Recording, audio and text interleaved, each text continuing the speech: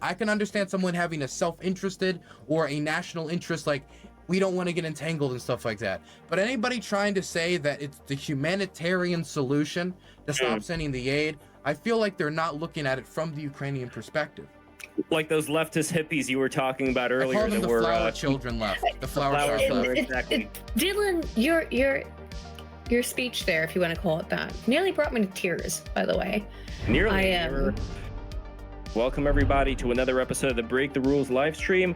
I am your humble host, Lev Polyakov at LevPo on Twitter, and we are here today with Aydin Paladin returning back with us, and the great CIA asset, as is written here, Dylan Burns. Dylan Burns, you are heroic. The fact that you were able to go into Ukraine, report on what's going on right now, also doing live streams before, like the Hippy Dippy live stream, and now you've been talking about the hippies from the left who are all peaceniks about the Ukraine situation. So we are going to get into a lot of this right now. We are going to be talking about whether the United States and the West in general should be arming Ukraine, and what are going to be the repercussions of either we keep arming Ukraine or we do not arm Ukraine. And so let's go to Aydin first. Aydin, you are a social science thoth. I want to say thoth, the Egyptian god of wisdom. Yeah, right. I think it's actually pronounced Toth, but I've been told that by someone who calls themselves thoth, so I don't know if he's correct. But yes, social science thought. Yeah, so Aydin, please give us your view, being a libertarian, on what's going on. And also for all the new people, be sure to smash that like button, smash that subscribe button. You guys know the drill already. There's no need for me to say anymore. Anyway, go for it, Aydin. Okay, so first I want to say what you've done. I didn't know you were in Ukraine right now, Dylan, but your entire work is incredibly brave and courageous. And I do want to thank you for that, because there's pretty much nobody is doing or is willing to do what you have done. And I think that's extremely important, the work that you're doing. But my contentions and issues concerning the West funding and arming Ukraine don't come out of some kind of dedication to Russia and allegiance to Putin or anything like that in any way, but instead because I fundamentally oppose the United States' involvement in any foreign conflicts, financially or otherwise. This is a particular issue as it involves Ukraine, given the deep ties of the Biden family with the nation, regardless of the truth behind the claims that Biden himself personally ordered the firing of prosecutor Viktor Shokin for his investigation into Ukrainian energy firm Burisma, to which his son Hunter and Hunter's friend Archer were elected to the board, all of which Joe bragged about publicly, nor the infamous phone call between Deputy Secretary of State in the Obama administration, Victoria Nuland, with Jeffrey Piat, concerning their preference for the election of Arseniy Yatsenyuk to the position of Ukrainian PM, nor the reports of Dr. Olga Bogomolets, always pronounce her last name wrong, Bogomolets, who claimed that the bullets used by the snipers to kill protesters in the Euromaidan had the same handwriting, that's her terminology, as NATO munitions, concerning only the current state of the United States' involvement in Ukraine. It has cost the U.S. taxpayers $75 billion as to date. For a conflict in which the United States is ostensibly not involved. The history between Ukraine and Russia is ancient, and the very idea of Ukraine as a nation is in and of itself in its infancy. The country known as Ukraine today contains regions which have high diasporas of ethnic Russians, such as Crimea and Donbass, but also regions such as Bessarabia, Northern Bukovina, Herza, Krasy, Carpathian Ruthenia, which have all historically been parts of Moldova, Romania, Poland, and Czechoslovakia. And its borders were defined under the Soviet regime, under the auspices of the Ukrainian SFSR. The historical capital of Russia, under the Kievan Rus, as the name implies, was Kiev, or Kiev. I never know what the correct pronunciation is on that, so you would know better to correct me on my pronunciation. While Ukrainians have a unique language and culture from Russians, they share history between the two nations, and that shared history is undeniable and truly ancient, and their current conflict, while lamentable in the softest of terms, is regardless not the concern of a third-party nation such as the United States. It is not the role of a foreign power to weigh in financially or otherwise on the conflicts of other sovereign states, no matter how disgusting or horrifying the realities of war may offend us. If we, as a financially and militaristically powerful nation, if not the most powerful nation on earth, are to elect ourselves to serve as some kind of world police, then under what auspices can we judge Russia for doing similarly so? Not a single nation should dictate the borders, actions, or even conflicts of other nations. And thus, while my heart bleeds for the innocent people whose lives have been destroyed, ended, or irreparably disturbed and disrupted by this war, I cannot justify ethically the use of American taxpayer funds to support either side. It is simply not our business, and the fact that it is being treated as such is a vestigial but quickly withering manifestation of American imperialism. All right, Dylan. Sorry, it's my opening statement. No, it's a very debatey thing, which I think is good. I think it's a change because usually people just like go whole hog sometimes. So Dylan, I only wrote the opening. I have nothing else, so that's it. Your professional response. Go for it. Sure. So I didn't really write an opening. I didn't know there was going to be like a written opening statement. But I didn't know either. But I can just go through what I like to do usually when I talk about the conflict is just start with the modern history of the conflict, because I think that a lot of people don't know much about Euromaidan. A lot of people just started kind of following the conflict in 2022.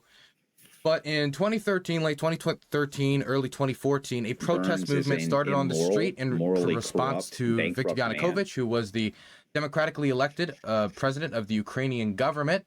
And at the time, the protest movement started because in the middle of the night, he decided he was going to pull out of the association agreement.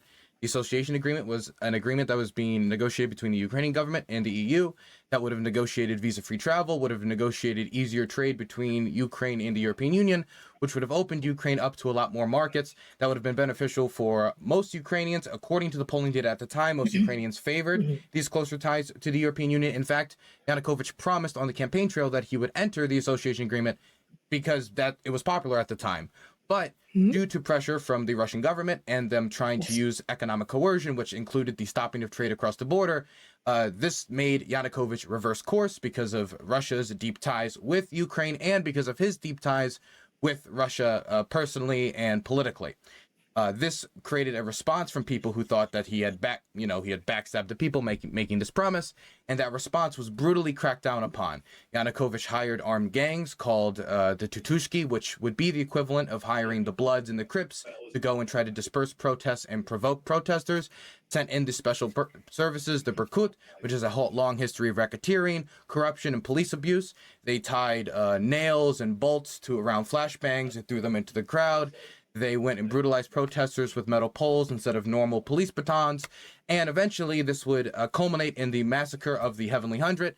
Now, I heard some talk about the sniper attacks, and I know that there have been some independent reporters who have said something different to what all the investigations found, which was that the bullet shells were actually in line with police weapons and that the bullets did match that. And I know there is some dissenters, but the overwhelming evidence seems to point towards the Berkut brutalizing and murdering protesters on the ground. I don't really respect the people who have come with an alternate idea, because none of them have yet to put those alternate ideas under review not only from investigators who were there at the time, but also just review of other academics. And it's just their own report that they publish it's just without academic review. You said that, yeah, you're right. So I do want to just clarify that, because that's something that I know a lot of Ukrainians are really angry about, the Heavenly Hundred being murdered. After the Heavenly Hundred were murdered, the protests spiraled out even more. The protesters got violent in response. A lot of civil defense groups formed on the ground. A lot of the groups that would become kind of known afterwards, like Right Sector and Azov, started to form, or these coalitions started to form at the time. But it wasn't just them. There were anarchist coalitions as well. There were worker coalitions as well, or unions and other groups that formed to fight back against the government. And after this started to break down, Yanukovych decided he would try to pass a law to ban protesting instead of trying to reverse course after some offers to the protesters. And that seemed to be one of the final straws that made the protest spiral so out of control that eventually he fled the country. Then, at that point, the Russians took the opportunity to try to secure the security interests in Crimea, invaded in order to try to protect their port. Now, I do want to emphasize that when they took over Crimea, this port, we didn't know for sure if the lease on it was going to be extended for the Russians or not going to be extended for the Russians. It was all still in the air. But they took the opportunity in the chaos to invade. I don't want to interrupt you, but just to be clear about, at the time, the Russians were leasing the port. Yes, they were leasing the port. They were leasing Sevastopol, and they were, well, this is what they said.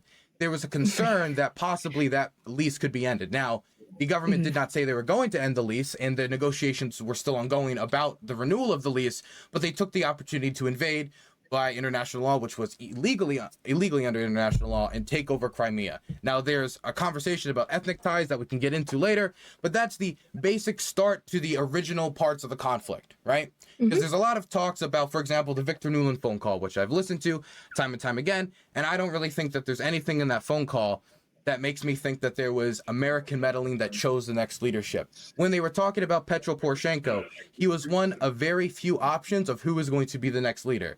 It would be the equivalent of Emmanuel Macron looking at the current American electorate, or the current American election, saying, Trump and Biden, yeah, Biden would be the guy that we like.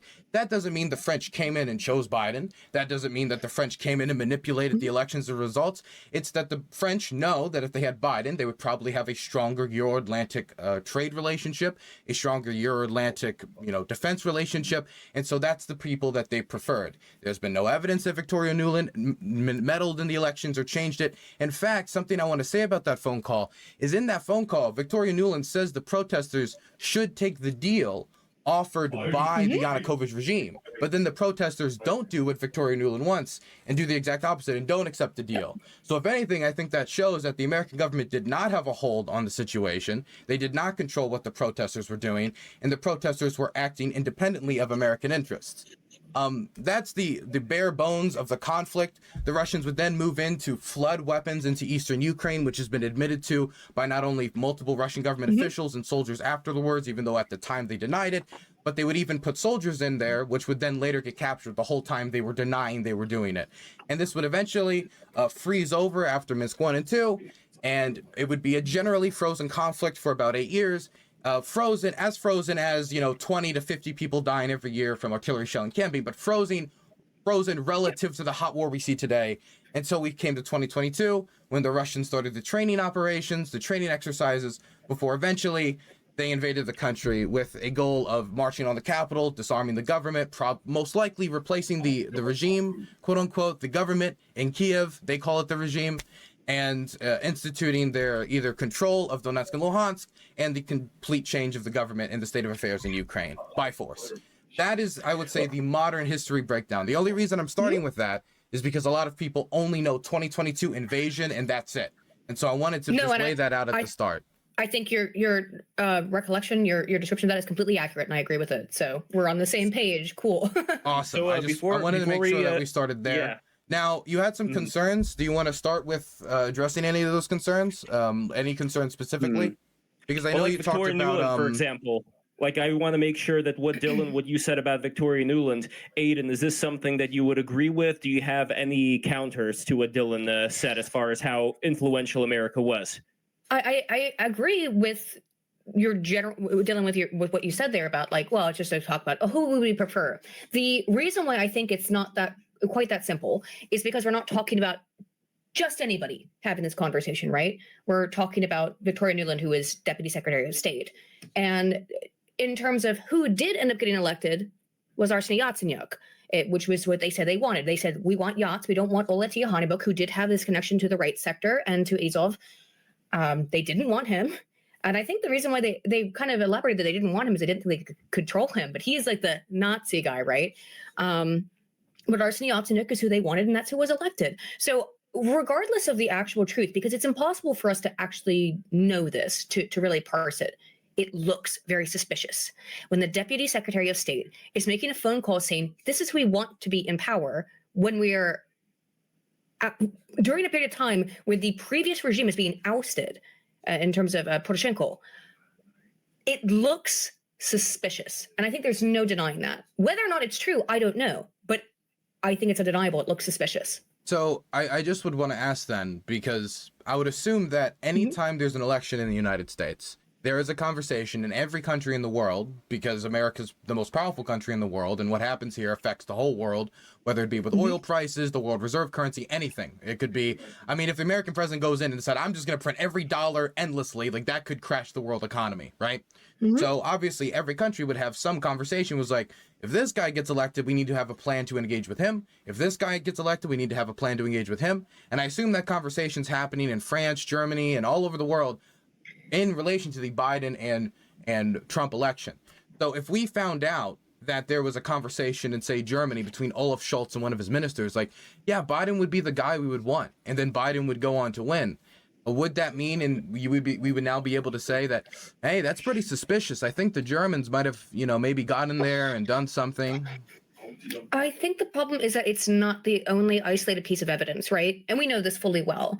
We know for a fact that Joe Biden, son of a bitch, the prosecutor got fired. He had Victor Shokin fired for investigating Burisma. He was vice president at the time. We don't know that.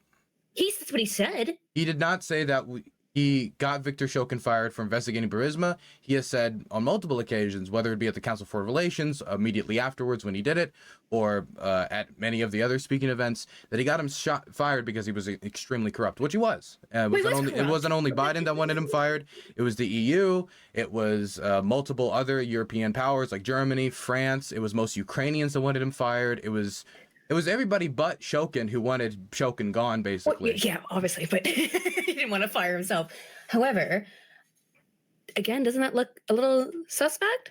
When his son, and one of the things that Shokin was allegedly investigating was his son and Hunter and Devin Archer, their involvement on the board of Burisma, which is this Ukrainian energy company, either one of them were in any way qualified to serve on, and yet they were serving on it and being paid it was like $100,000 a year, I believe. And one of the things from the internally leaked emails was that he was there to sell his father's influence from the internally leaked emails.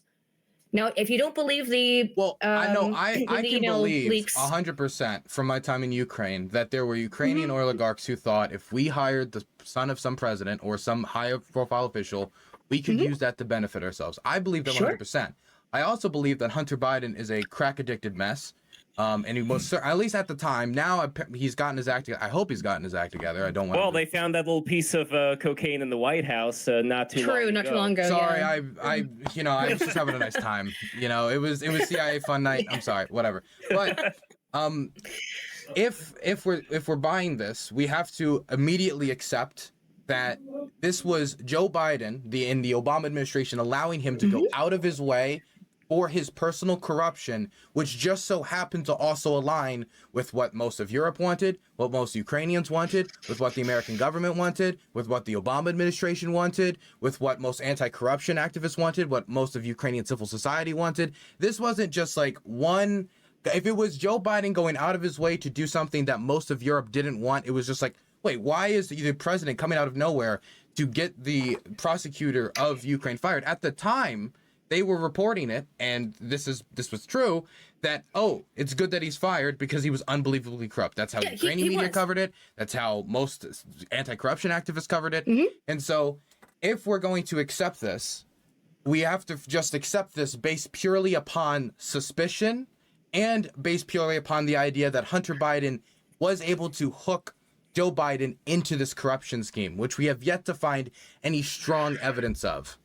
We got the big guy in the email, whatever. Yeah, that is the closest we've gotten, and that's not decisive enough for me to say that the Obama administration let him go out of the Obama administration's policy way in the realm of foreign policy for a few $100,000 for his son. I think it's a lot easier for me to believe that Hunter Biden, a crack-addicted mess, wanted more crack, and so he took up any job he could. And these corrupt politicians here, well, not corrupt politicians, but oligarchs, saw this guy who was the son of the vice president, was like, let's give him money. Hunter Biden thought, crack.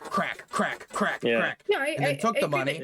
And then once they started interacting with him, they realized this isn't going to go anywhere. And eventually, he's no longer on the board of Burisma. Same thing with the Chinese businessmen. They were giving him diamonds. They were giving him gifts. And then he was banging these like teachers on the desk of his office working with these Chinese businessmen. But what happens? It falls apart. He delivers on nothing that he promised to them because he can't deliver on anything. He just wanted money for drugs, and he was a mess. He did facilitate several meetings with at least one that I'm 100% sure about. How did those meetings go? Leaked emails. Do we know? I don't know.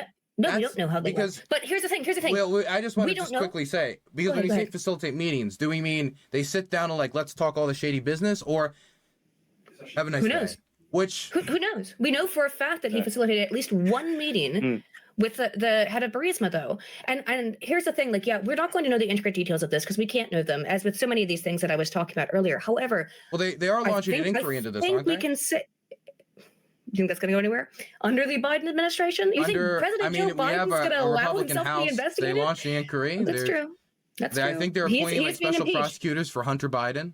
He is being impeached. That's true. We'll see if it goes anywhere. I don't think it will, but that's just my nihilism. Well, However, let's yes. just to finish my Yes. thought here, Mhm. we don't know the realities of any of this. We don't know the specifics of any of this. However, I think that as external observers, we can note that that looks suspicious and is certainly a conflict of interest for the vice president's son to be serving on this Ukrainian energy company for which he has no qualifications.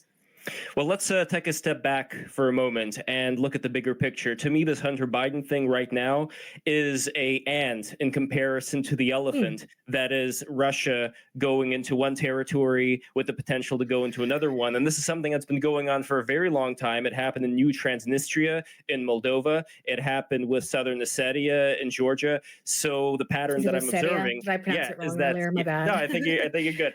I think you're good. So the pattern that I'm noticing is that Russia keeps going wherever it is not stopped. And if you don't stop Russia, then Russia's just going to keep going. And even though there's a lot of, horrible, horrible things that Russia's been doing to the Ukrainian people right now, as Dylan yourself, you've observed, the problem, I think, with a lot of the appeals to emotion that politicians who are pro-Ukraine bring up, for instance, is that a lot of the Americans will counter saying, well, that's horrible. There's a lot of horrible things happening in the world. But at the same time, we are not in a good state here in America with migration, with crime rates, with the economy. And they're going to say, you know what, why don't we go back to what I think Aydin's position here is, go back to the founding fathers who wanted Europe to F off and just have us do our own thing. But then to me, the question's always, well, what are going to be the consequences of doing that? So Dylan, I'm curious if you would want to look into that a bit and let me know what you think. I do want to reject the one premise. The idea that the founding fathers was like, America's just going to kind of do its own thing. Even George Washington, when he was laying out the foundation of what is now usually the basis of a lot of American isolationism, he was saying at the time that we need to hold this inward-looking position where we're not getting involved in the French Revolution, we're not getting involved in these other affairs until we get our own affairs in order, because we have farmer rebellions, we have all these other issues that are tearing the nation at its strings to the point where it could quite literally cease to exist. We're not talking about like debating trans bathrooms here. We're talking about farmers with guns taking government storehouses, not, a few guys on a bunch of beer lights charging the Capitol think they're doing a revolution, right? We're talking a lot more mass violent action gets a lot more people killed. But immediately afterwards, we were doing interventions in the upper echelon, the upper parts of Africa against the Barbary pirates in order to secure international and it's trade. all wrong, in my opinion. In my opinion, that was always wrong. Okay. That's my position. Well, I'm just rejecting the premise that the founding fathers were these bastions of like anti-interventionism or libertarian policies on foreign policy, because some were, but the majority were not. I don't think I said that though. No, I was not saying that to you. I was responding to the yes. who put that premise out there. That's the idea that I find a lot of libertarians have in general, where they think about the founding fathers, and that's their opinion on America just being this completely isolationist place. And look, afterwards, when we look at World War II, right before America entered into the war, there was such a concentration of people who were completely against it, who were, peaceniks of their day, and a lot of them also had Russian agents. Alexander Hamilton was also a monarchist, so it's like totally basing everything that you think on the beliefs or statements of the founders, I think, is a little bit erroneous and not helpful. But more to the idea that this emphasis on isolationism is something that repeats itself in the history of the United States. Sure. And what I find that's happening today, I know what you think, Dylan, as well, but what I find happens today is that there is influence from abroad on having a lot of these peacenik ideas, especially like you were talking about the left, Code Pink recently. They were going into Bernie Sanders' office and talking about how he's rejecting peace and all that, and how we shouldn't help Ukraine. And this is something that I find has occurred pretty often when it comes to making sure that America does not aid in a war effort by the by the enemy here. In that case, it was back when Russia and Germany were united in a temporary friendship. So we had a lot of these KGB and NKVD agents coming into the United States to influence. Same thing with German agents. So today, I'm not sure what the lay of the land is there as far as who's influencing what. But my more important point here is, what argument besides anything having to do with morality can we give to the peaceniks, to people who do not want there to be conflict, where it is going to be in the United States' best interest to intervene in this war that's going on. Where if they didn't intervene, A, B, C is going to happen, not even to Ukraine, not even to Europe, but to the United States. Because again, I think people are very selfish and they're going to think about America first. We want to make sure that everything's going to be good with America. So, Dylan, let me know what you think. And then Aydin, I would love for you to respond. Sure. A few things. When it comes to foreign influence, I think that a lot of these people would believe this whether or not the Russians want them to believe it or not. There has always been a certain amount of Americans in any foreign conflict who just think that we need to take care of our own, this isn't our problem, or some variation of that. Now, it is true that the Russians have tried to increase that amount, whether you can look at books taught in the Russian Naval Academy and the Russian Military Academy, and they'll say, like, the foundation of geopolitics, which is taught to the officer corps. It says in there that we need to create as much discontent in the United States as physically possible in order to try to cause tension between the races, cause tension between different radical groups in order to try to tear at the fabrics of society. Because they understand that Russia is not going to be able to land. Is it current Russian politic though, or is that Soviet? Oh, yeah. That is taught They're in the still Russian doing military that. academy. They're still the Soviet. They're still the KGB. No, that's a modern. Well, that was introduced after the Soviet Union collapsed. So that isn't like an old. Because I thought that was Soviet. No, but they were doing it. But just to be clear, they were doing it back in the 70s too. For example, that famous black activist who is still a university professor. Dylan, please help me out here. What's her name? The radical. There's black, a lot of radical communist. Communist activists. She's still a professor today. So. Anyway, I'm going to look up her name. But anyway, she was a frequent guest of honor in the USSR. You know, back in my parents' day, there she frequently went there. She went to communist Poland. She went all over the place in the USSR, and the motive behind this whole thing was to get a lot of people in Black America to be very angry about the United States, and like you were saying, Dylan, to inflame this racial conflict that was already going on during that time. So that's I don't know why if you guys saw, but remember that Black Hammer movement, like the guy who said Uhuru, you remember that guy? They all got busted for ties to the Russian government. It was very strange. It was a very strange interaction. I don't think that's totally new. I don't think that's post-Soviet. I don't think that's post-Soviet, but I just wanted to quickly to wrap that point up. The main thing that disturbs me though is how quickly people took up Russian narratives once the shock of the war set off. Because at the beginning, a lot of people were embarrassed because they were saying it's impossible, a war was going to happen. There's no way an invasion was going to happen. And in that first month, all those people just kind of shut down and they were quiet and they didn't really know what to do because everything they had built their arguments upon had just fallen apart. But there was someone who said that just a week before, some public figure who said that Russia's never going to invade Ukraine, then they did. Yeah. There was a lot of them. It was I know Jackson Hinkle, Caleb Maupin, Hasanabi, famous Twitch streamer, a bunch of different it was Hassan. people. That's the one I was thinking of. That Hassan said. A bunch of people did that, and I think at first they were too embarrassed, but as time went on and as the war went on, they started to come back out of the cracks and start pushing these narratives.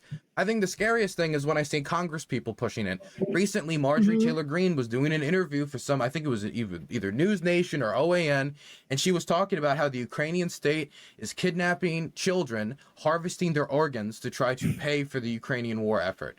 And that is straight from, that sounds like something straight out of the Elders of Zion, to be quite blunt. But that is quite out of RT's mouth. That is something that their state Duma representatives are just saying with no evidence, and she's regurgitating.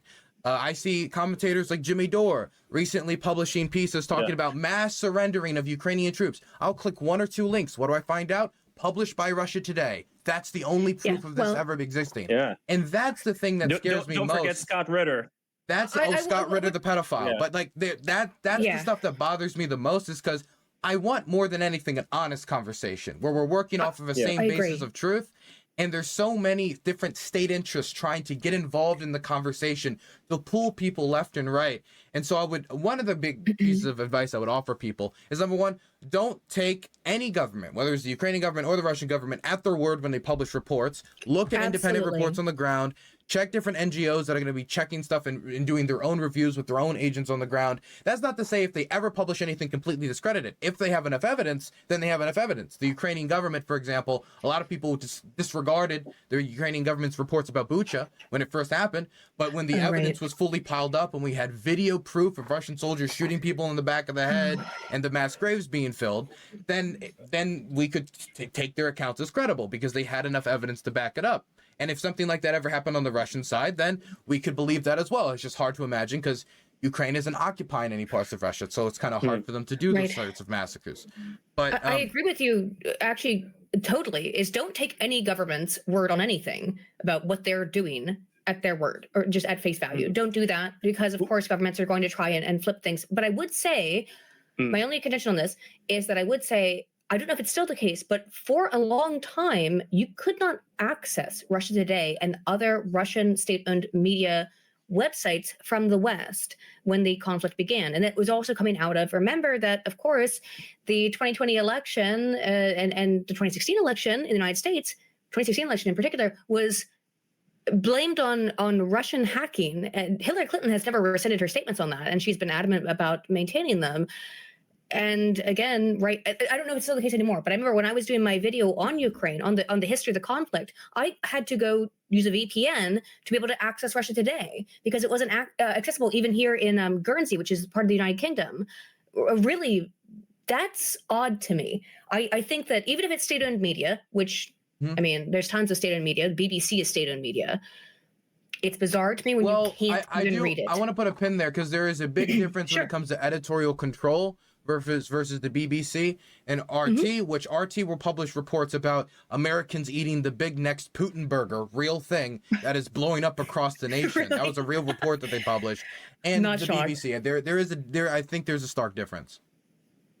But I think the point stands, right? That if I can't access it, if no one can access it from the West, that's also, again, it's not direct proof of anything, just like with the Victoria Nuland call. Not direct proof of anything, but it's weird. And I think it's bizarre to restrict I don't like it, but I don't think it's weird. I do want to say, like, I am generally, I'm very, very radical personally in my free speech beliefs. I don't believe the government should be regulating quote unquote hate speech. I don't believe the government should be doing any of those things. But I also understand why the government's doing it. I don't think it's weird. I think it's because they don't want Russian propaganda to spread. And the easiest way to do it for any government is the simple approach, which is just ban it. If you don't want something to spread, then you ban the speech. Now, I'm not saying that's good, but I mean, it's not weird. We understand why they're doing it. Like when the Ukrainian government bans RT, it's easy to understand why. They don't want Russian propaganda that is being used to try to cause discontent in the country or to undermine national security to be spread. I don't like it, but I understand why they're doing it. It's not weird. It's not like suspicious. We understand why they're doing it. I think it's suspicious. A significant portion of the Ukrainian population are ethnic Russians who speak Russian, and they banned all Russian channels when Zelensky came into power. They didn't ban all Russian channels. Am I wrong about that? That's what the reports say, so maybe I'm wrong. What do you mean by Russian? Like you can still speak Russian. Channels. That's still allowed. You can still like have Russian speaking shows. But if it's a Russian show, as in Russian state media, Russian state publications, no, you cannot allow that. That is not what is allowed. But you can still speak. Like I know a lot of people who host Russian speaking shows. Okay, so my information on that probably might be wrong then, but that's I have a lot of YouTuber friends who do that. I'm not there. You're there. You're the one who knows. Here's another example with the church. So Tucker Carlson was talking about these falsehoods of his having to do with Zelensky is persecuting all those poor Christian priests. Meanwhile, you have the Ukrainian branch of the Orthodox Church, which is fully active, no problem with people going to worship. But the church that was specifically persecuted had members who are still to this day members of now it's the FSB. Back then it was the KGB. So, for example, Father Cyril, who is the head of the Russian Orthodox Church, he was a KGB dude. He was spying on churchgoers for the KGB, and this is the kind of stuff that Ukraine ends up hammering down on. That was an evil thing to spy on your fellow church members for any government organization. Crazy. Yeah. Oh, and by the way, her name, the lady's name, Angela Davis. That's who I was thinking of. Angela Davis. Yeah. She was the guest of honor in the USSR. But anyway, back to the important point here, where yes, we could talk about like these certain instances of censorship here and there, and I'm not a fan of censorship either way. But again, right now, this is a molehill. I want to look at the mountain, and the mountain to me has to do with what would be the the tragic results of the United States not supporting Ukraine. Aydin, you don't think that there would be tragic results, or if there would be, then it's okay. But like, if your position is the United States should not support, through weaponry, Ukraine, nor should the West, then where exactly are we going to be in a couple of years from now if, let's say, Russia is going to be rearming once they acquire a certain amount of territory? And hey, then China's going to look at it and say, hey, now we're a little bit more confident in supporting Russia even more. So that's my concern. But let me know, like, where do you see this going? If I can respond to that real quickly. First of all, I don't think we should be involved in this conflict because I don't think it does involve us. This, like I said in my opening statement, this is a really ancient conflict that is more complex than, and Dylan described a lot of the stuff that had happened since the Euromaidan, but it goes back centuries, actually. The idea of Ukraine is 30 years old. I'm as old, I am the same age as Ukraine. The idea of the modern state of Ukraine is 30 years old. It's after the end of the Soviet Union. That's true. Like I said in my opening statement, the current nation of Ukraine includes regions that some people think are part of Romania, some people think are part of Moldova, some people think are part of Czechoslovakia, and some Russians think are part of Russia. The idea of the state of Ukraine is a modern concept. I'm surprised that you don't recognize that, actually, Dylan. Well, you said that the idea of the state of Ukraine is 30 years old, but this isn't even the first Ukrainian the modern state. There has been the modern state. There was Ukrainian People's Republic. Voltaire wrote about the desire of the Ukrainian people to have their own state, to have their own people, their culture and language and all of these things. And the struggle for an independent state goes back hundreds of years. As in the modern incarnation of the Ukrainian state, this specific government goes back 30 years. But if we were to say that, then we would say, okay, but this Russian government we see today, that only goes back 30 years. So like, do they really have a claim to Moscow? Do they really have a claim to all this other territory? Like, if we would apply, we would have to apply that standard equally to everyone. I agree, and of course, there's people who think that America being colonized by white British people largely is also a horrible crime, and it should go back to the native peoples. But however, I would say, like I just said, the modern state of Ukraine includes regions that many people in other nations believe are their clay, right? In terms of Moldova, Romania, Czechoslovakia, and Russia, and Poland as well. Wait, Poland, yes. We could just say though that those countries you just named, none of them are making claims to that Ukrainian territory, and all of them respect. They have been though. I think the Romania might be the only one that's slightly flirted. Not Romania. Hungary is the only one I know that's slightly flirted with that, at least in recent years. I don't think the Romanians have said we're going to take this land or that land belongs to us. The government doesn't make those claims anymore. But if you ask Romanians, they will say that part of nationalist Romanians, but it's not a hot button issue in Romania. Like they don't really care. Yeah. But my point is just that because Ukraine as a country, what it is today, was the borders were created by the Soviet Union under the Ukrainian SFSR. Yes. Yes. They did not exist 100 years ago, those borders. That is true for, I think, the majority of European states. Immoral, morally corrupt. So, but my point is that what is Ukraine is contested and has been, what is Ukraine today is contested by some people. And that includes the Russians who think that by the way, that, that Crimea and the Donbass is their land. Well, I think I'm not saying they're correct, it's but not really contested by. I think it is contested by some people, but it's a very small minority of the overall population of the Earth of Russians that contest. No, the overall. If you go by UN votes on what governments and their representative democracies or their dictatorships or whatever system they are, and you sit them at the UN, the vote comes back consistently that the vast majority of states recognize Ukraine's 1991 borders as the secession state after the collapse of the Soviet Union. And the only governments that don't seem to be, in this order, Russia, Syria, as in Assad Syria, North Korea, Eritrea, which is known as the North Korea of Africa, and I think Belarus. And I might be missing one. I think it might be Venezuela, the paradise of Venezuela. And those are the only countries that I know of that don't recognize Ukraine's internationally recognized borders. I don't even think the Hungarian government votes against that. I'm not saying that countries don't largely recognize them. I'm saying that. I'm just saying for that the example, position you're putting forward is a radical minority position, mostly held by nationalists. Maybe I don't know. I don't have a study in front of me that has the exact population of Russians or Ukrainians or Romanians or Polish or Moldavians who agree with that Is it an issue in Romania at all? For some Romanians, from what I've heard from my one Romanian friend, yes, but I don't know if that's a sample size of one, so I don't really know. And, Andrew Tate. Not Andrew Tate. I'm Don't kidding. worry about it. No, not Andrew Tate. He's not Romanian. He's just hopefully in jail there. I think that the issue that I'm bringing up here, though, about the border stuff is that there's clearly an issue for some people. Maybe that's a misnomer, though. Maybe that's. Do you think this is a distraction that's being levied by the Russian government or the Russian people? Well, I think the Russian government and certain Russians, I might even say the majority of Russians, believe that they lay claim to certain large sections of Ukraine, and the Russian government has been explicit that if Ukraine does not follow what is Russia's policy, if it cannot act as an extension of the brotherly nations of Russia and Ukraine, that means basically be with them lockstep and key, then they have a right to go in and abolish the quote-unquote gift they gave them of statehood, which, again, the Russians didn't give them the gift of statehood. There was statehood before. The Bolsheviks came in and crushed that statehood. And so you can't take something away from a people and then give it back to them and then act like a hero, right? You're right. You're right, though, because Russia subsumes Ukraine under the Soviet Union, and then has acted as if they were magnanimous in 1990 or 1991 by giving them their statehood back.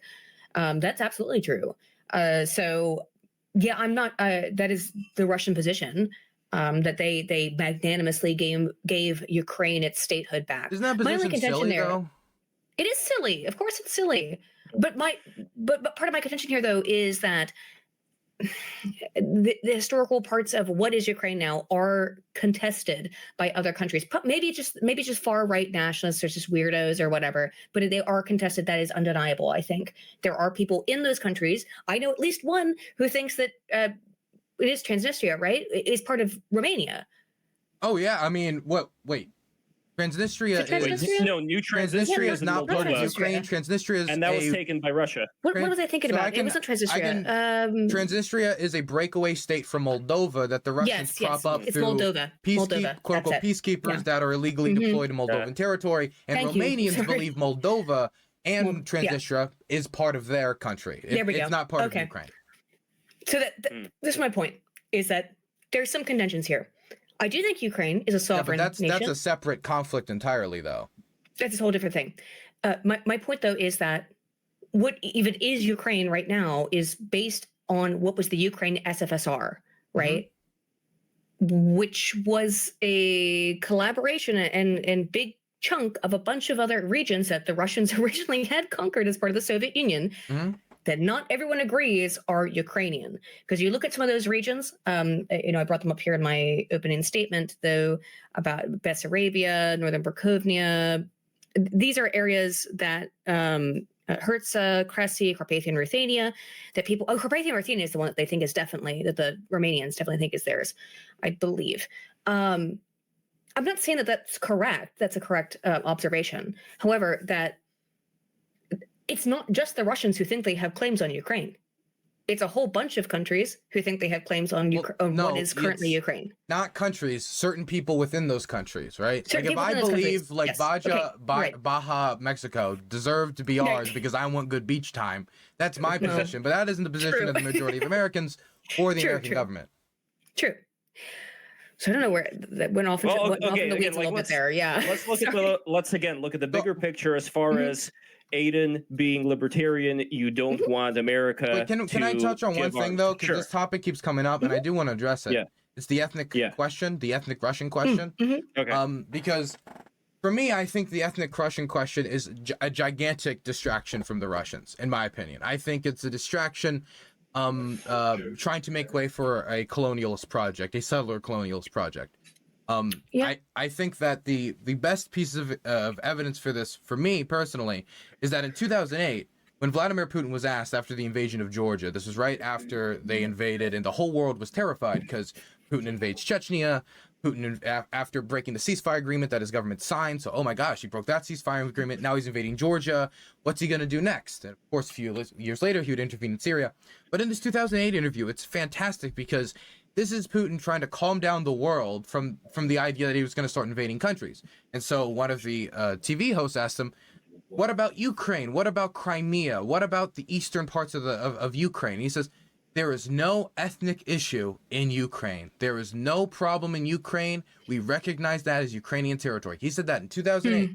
Then 6 years later, apparently he had a come to Jesus moment. Maybe God came to him in his sleep. I don't know. And apparently Nazis have taken over everything in a time of 6 years, and they're storming through Russian communities, murdering and lynching and killing. Nazi shit. That's so stupid. And I report on it in my video I made about it, but it's so dumb. Sorry, continue. Oh, and you know who was saying that, by the way, back in 2017? Somebody who should have known better. The Red Scare girls, Anna and Dasha. They were repeating things that as educated Russian women, you would know better than to say that unless you're doing that on purpose. But anyway, are there Nazis in Ukraine? Yeah, but there's Nazis everywhere. Like it's like 0.1 of the far right nationalists got a vote in the Ukrainian parliament. I remember. It was 3.2% overall. And it was a coalition of all the far right parties that wanted to meet the 5% threshold in 2019. So they all came together, right sectors, Azov's old like National Corps, Svoboda, and they got like 3.2. And Olatian Honeybook's out. Like he's donezo. Like so, and he's the Nazi guy, but he was on that considered at one point potentially for a position as PM. He was never going to win it, but he was considered for that position at one point. Again, that was not a reality or a real possibility.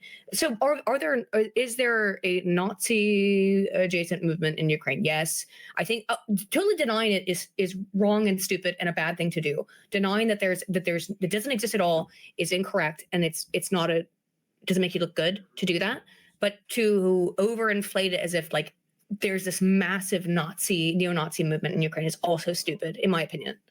Yeah, I think, I mean, it exists, but I think the thing that really kicked me about it is, I remember I was in Kherson for the evacuation of civilians when the flooding started and the dam was destroyed and exploded. It drowned like 20,000 animals, elderly people and disabled people were drowning in their homes. They couldn't get out fast enough.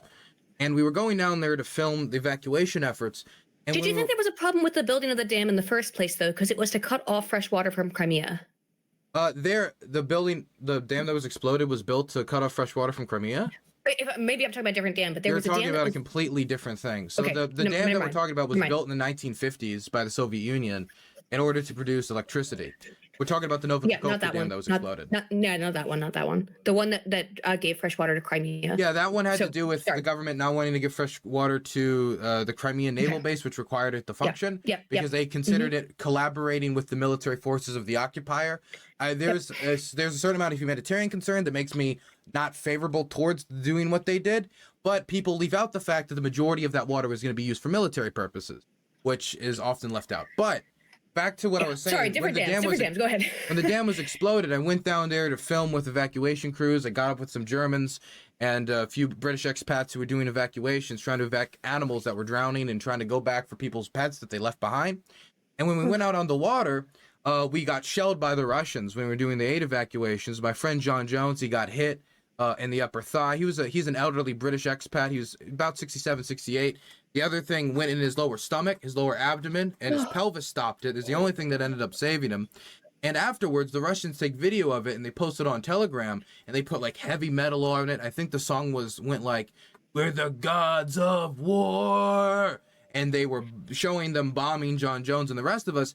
And they've got a ruin in the top left corner that is heavily used by the Nazis. It turns out it was PMC Convoy, which was a PMC that belongs to the head of the Russian occupation forces in Crimea, the occupation head, the same one who has deep ties to the mafia and a lot of murders as well. A lot of the occupation forces are just like straight up gangsters. Like, for example, Yevgeny Prigozhin, he was a street thug. He was somebody who was deeply involved in organized crime. The head of the Denis Pushilin, the head of the Donetsk occupation, heavily involved with organized crime, like the the AAA marketing scheme, that fraudster. But well, the entire that Russian was government, a by the way, is neo-Nazi. organized crime. It's like a neo-Nazi symbol on the corner of a video of them shelling aid workers. The Sonnenrad. In this, like, no, it was a different rune. It was a different rune. Oh, yeah. Who There's cares? a bunch of different Whatever. runes that are yeah, used. you get. I got it. Them combined with Rusich, which is an openly neo-Nazi militia, it's hard for me to take it seriously that you care about stopping neo-Nazism if you're sending neo-Nazi militias to fight neo-Nazism. It never connected with me. I never bought it. No, I think it's trying dumb... to beat up Slavic sentiment because Slavs hate Nazis for good reason. And so if you can call your opponents Nazis, then you've got a reason to go fight and kill people. I mean, and the history behind that, it's very old. It goes back to, again, because like, why did the Ukrainians join with Hitler's regime in the first place? Because they wanted their independence. So that was from Russia. That was why there was any kind of Ukrainian sentiment that aligned with the National Socialists in the first place. And it's crazy to think that we're 80 years out and we're seeing kind of the same thing, is that Ukrainians still want their independence from Russia, and Russia's still trying to take over Ukraine. And that the whole reason that they aligned with the Nazis in the first place, to any extent that they did, was to be independent. So I will just say, and I don't think this was your purpose, but I love bringing it up every time. More Ukrainians died fighting the Nazis than any other group that made up the USSR. I believe it was like a ratio of like 4 million people. Like 40 to 47% of the casualties were Ukrainian.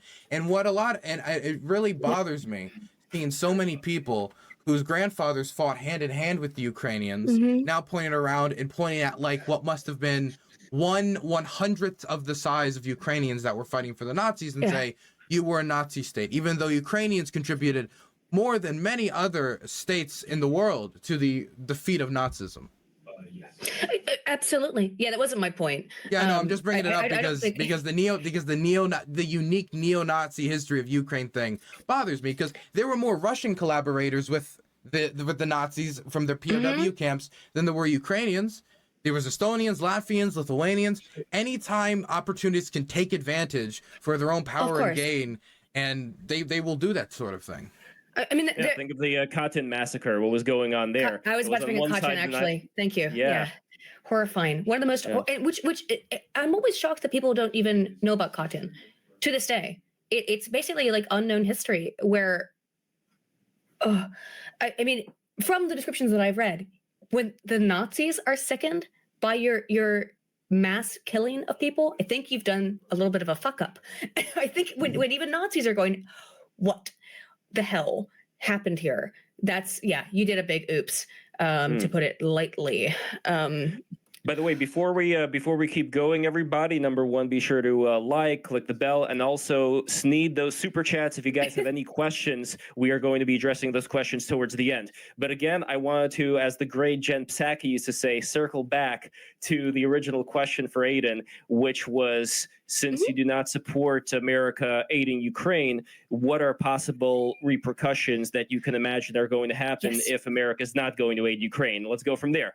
Yes, I'm glad you brought that up because I had it in my head. So let's, in terms of possible repercussions, I mean, they're multiplicitous. I don't know. I don't think anyone knows. Russia is to quote, who said this? Kamala Harris. Yes, Kamala Harris. Ukraine is a country and Russia is a bigger country next to Ukraine. Yeah, so Russia has more resources. We know this. They have more money. They have more military resources. However, Ukraine has held out, and it has largely held out with the resources of the West, or the aid of the West. Would you agree with that or not, Dylan? Because you're there and you know it better than I do. When I first came here, and I went to the forward operating position in Zaporozhye, and I saw them using World War II era machine guns on the front line of the war. And so for me, seeing that type of stuff, I'm of the belief that the Ukrainians would have fought no matter what. In those early months, the West were like sending over, Germany, for example, sent over like 3,000 helmets. There was like a lot of the aid was much smaller, immoral, and I think later in the war, now in the war, their fighting ability is in large part due to the West. But those early months that were crucial for Ukraine to stay an independent state, I think that was 80 to 90% Ukraine and them reforming their own system. But I think now that we're in for the long haul, their allies are definitely pulling like a lot of decent lion's share of the logistical support. But Ukraine is not a it's a very impoverished country in the broad scheme of things, right? Comparatively to, let's say, America or the UK, right? It's not, they don't have they produce an enormous amount of food, enormous amount of grain, enormous amount of resources, but they don't have the money that the West does. So I think they have been required to rely on Western support. It's interesting that you say that. I think that's probably what I expected, honestly, that they were holding up on their own with what they had, but are now largely relying on Western resources. The problem that I have with it, again, as a libertarian, as I brought up, is that the U.S. has spent $75 billion. That's just the U.S. That doesn't include the United Kingdom. That doesn't include the rest of Europe. It's a huge expenditure. And I know it comes off as callous for me to say, like, well, it does come off as callous. There's no other way to describe it. It comes off as callous. But I don't think it's callous. It's just not our war. It's not our conflict. So for me, I can't justify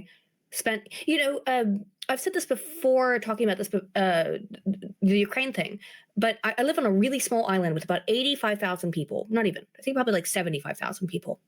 And right after the war started, I went down to a crepe shop in town, and there is this deific mosaic of Zelensky in front of their shop. Like, he's like painted like Jesus. And I was like, what is happening where this small island off the coast of England and France is painting a deific mosaic of Zelensky, and every other house has a, well, not every, I'm over-exaggerating, but you see all these Ukraine flags flying here in Guernsey. That's bizarre to me. I do think it's a lot of it's virtue signaling, and I don't think it's about actual concern about any of this. And I really don't think it's the West, in the West broadly speaking, in terms of America and the UK. And I defend the world's wine moms for a moment. I defend the wine moms. Yeah, go ahead. I think that a lot of people in those early months really connected with Ukraine's struggle. That they heard the plea that Zelensky made very well. He has a history of training. He's trained in media. He's a very good public speaker. He's very human in the way he presents himself in comparison to a lot of other politicians. He's not like a big Have you seen the TV show? I did. I didn't like it. I didn't like the show. I've watched a little bit of it. It was okay. There's a very different humor here. There's a very different humor here, but I didn't like the show Servant of the People that much, which my audience dragged me through the mud for. But I think that a lot of people saw those massacres, saw Ukraine's struggle for democracy. Many of them started learning about what was really the West ignoring what was happening in Ukraine for 8 years, or just kicking the can down the road, hoping that the problem would solve itself with no plan in place on actually how to resolve it. And then they connected with that story, and you could see the polling data shift for people wanting to support them. Americans, for example, remember the idea of have a very favorable idea of a nation fighting for their democracy against an authoritarian monarch-style system that's coming to try to rule over them. And if you talk to a lot of Ukrainians and how they talk about Sich and the history of Ukraine and that type of Cossack freedom, a lot of Americans will really connect with that. Like, oh yeah, I know that's kind of like our cowboy freedom down here in Texas. Oh yeah, that's kind of like that kind of freedom that I have down here in... And that connection that a lot of people made, as well as seeing just the horrific atrocities that were being done in what was these, these quote unquote cleansing operations. That's what the Russians called it in their internal communications. That's not a term I'm using. That's what they used it. They called it cleansing operations in Kiev, shooting people with their hands tied behind their back, executions, castration of POWs, filming the execution of POWs, the sledgehammer killings, sometimes of their own soldiers when they don't want to fight. I think a lot of people saw that, and then they saw the mass graves. And when you're finding over 440 bodies in a village of a small city of like 16,000, when the majority have already fled, these are slaughters that we haven't seen since the genocides in Yugoslavia on the scale of the slaughters. And so I think that them feeling powerless to stop that violence they see. They're trying to search for some way they can voice like, this is wrong, we said never again. And we're seeing on the same continent a ethnicity trying to have their national identity, everything wiped off the face of the earth in occupied territory, which the Russian government has admitted to at this point that that is the goal. We can see it from how they're taking these kidnapping children and bringing them to patriot camps in Russia. And so I think that them feeling powerless in that way and wanting to just show some sort of like, yes, I agree with these people who are fighting for their freedom. We sympathize with that. I have a history from my family in Ireland who fought for freedom. I have a history of my family in this country or that country. And we fled to America as refugees and immigrants. And we see the cameras. So I understand that it might be cringe when wine moms engage in politics or foreign policy, especially if they don't know all of the intricacies of it. But I think it comes from a really good place, and I think it makes sense that they responded in that way. I guess by the way, I agree with everything that you said, like completely. That was, I believe that's absolutely where the support came from. That's the wine mom, but it is based on like truly, I think, deep empathy that people have. And it is kind of great that people have so much empathy in this world, which is so weird and fucked up in so many ways. And yet people are still able to have that kind of sympathy and empathy. However, what I worry about is that we are looking at, in terms of America's involvement, no, America's not involved directly, militaristically, but I don't want this to be Vietnam. That's or Korea, and that's where I think my contentions come from. Is that I know that the United States' history of involving, or Afghanistan, of involving itself in foreign wars. I mean, Afghanistan is probably the most relevant example. Or where's Gaddafi from? Jeez, my brain's not working on that one. Libya. Ooh, weird stuff with that one with Gaddafi and the United States involvement, and the French, by the way, also. I feel uncomfortable with that. It's still, at the end of the day, a conflict between these peoples, which does not directly involve the United States. It indirectly involves us, absolutely, but it doesn't directly involve us. And that's where I find myself at conflict and at odds with this, is that I don't think it's our place ever, honestly, to involve ourselves in foreign wars. I don't think the United States should have been involved in Afghanistan. We shouldn't have been involved in Libya. We shouldn't have been involved in Korea or in Vietnam. And that's really where my contention is. When it comes to the Vietnam comparison, the Russians don't have a bad memory of the war in Vietnam. We have a bad memory of the war in Vietnam. And so if the comparison is being made, I think that Americans would have to switch places, because we're not the ones sending our troops over there to die. It's the Russians sending their troops over there to die. In this scenario, we're the Russians supporting the Vietnamese, we're the Americans supporting the Ukrainians, not putting our troops on the ground to die, but supporting them financially and with weapons. And so I think that these bad memories we have of Vietnam being a failed war, if you ask the Soviet officials if it was a failed war, they're going to say, no, it was a massive success. If you ask the Vietnamese if it was a failed war, they're going to be like, no, we won. Of course it wasn't a failed war. If you talk to average Russians at the time, they're going to be like, we helped another country liberate themselves from the scourge of global capitalism and degenerate, whatever the Soviet Marxist line was. And so I feel like that bad memory might be the wrong. I think citing Vietnam isn't completely wrong, but I think that the trauma that Americans have with it, I was raised by a Vietnam veteran, I was raised by my grandfather, I don't think that is being directed in the right way, because we would have to switch our places in a way there. As for the 75 billion, now this is just a quick point, and I like to bring this up. I don't like how a lot of this aid has been counted, because a lot of it has been done in a really finicky, bookkeepy way that I think is kind of scummy. For example, let's say we make a Vietnam troop carrier. We have one. We'll take the original construction price when it was made in 1962, and we'll use that instead of what it is worth now, and we'll say that's how much we sent over. And then on top of that would be worse. That would be worse though for the calculation.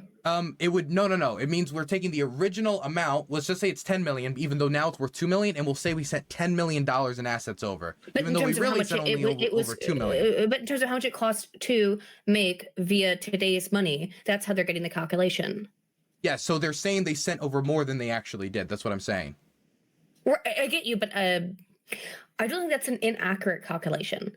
To say that like it cost in today's money this much to build the fighter jet or whatever that we sent over, I'm not sure that that's what I'm saying is, if something calculation. was made in 1960 and it cost 10 million then, but we Are we don't sending use it and it's in like a entirely storage. 1960 era technology? Because I know like We are Poland sending did a over. lot We of sent that. over a lot of Vietnam era troop carriers. We sent over. Okay. I know that the Polish sent over a lot of old Soviet tanks that they had in their stockpiles. Yep.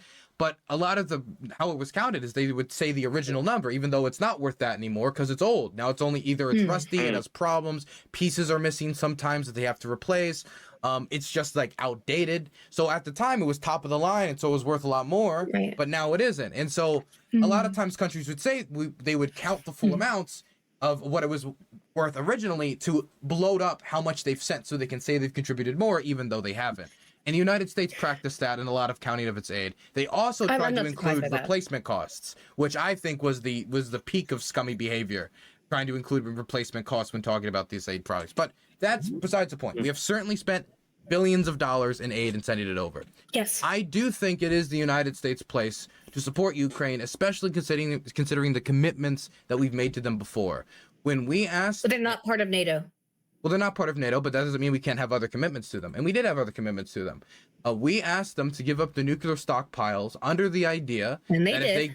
Yes, and they did, under the idea that if they gave up the nuclear stockpiles, the United States, and Russia said this too, but Russia's obviously not going to do this, that the United States and Russia would come to their aid and support them if their territorial integrity was threatened. Yes. Everyone knew at the time that a nuclear stockpile was the #1 guarantee of sovereignty. No one's going to invade a country if they have the ability to nuke one of your major cities and wipe it off the face of the earth. That nuclear guarantee is stronger than 100%. So many other things. But out of the interest of nuclear arms control, out of the interest of wanting to have as many points of failure, having as few points of failure for a nuclear disaster to occur from one of these sometimes corrupt, one of these states that are experiencing bureaucratic decay, who don't have a lot of money to go around, the last thing we wanted was some rusty old nuclear stockpile controlled by a government that we don't know exactly what direction it's going to go in. And it wasn't just Ukraine. It was a ton of countries sold their nuclear weapons back to Russia. That is true. And there was agreements made that they would be respecting of territorial integrity. And we wanted them to do it. We encouraged them to do it because we wanted as few points of failure for a nuclear disaster. We wanted to be able to tell the world, look, we got nukes, and we'll use our nukes to protect all these countries so they don't have to get nukes, so there's less points of failure. And Russia has the most nukes. Russia has the most nukes. Oh, by an insane amount. You ever see that video where it just shows you the visualization of how many nukes Russia has compared to every other country? It's unbelievable. They do have a lot of nukes. A lot of them, though, are like... they're old, like very old nukes, but a lot of them are like smaller tactical nukes. They're not like this, like the very large. But still, they have a lot of nukes. They are the most. They're the most stacked up nuke country of all the nuke countries.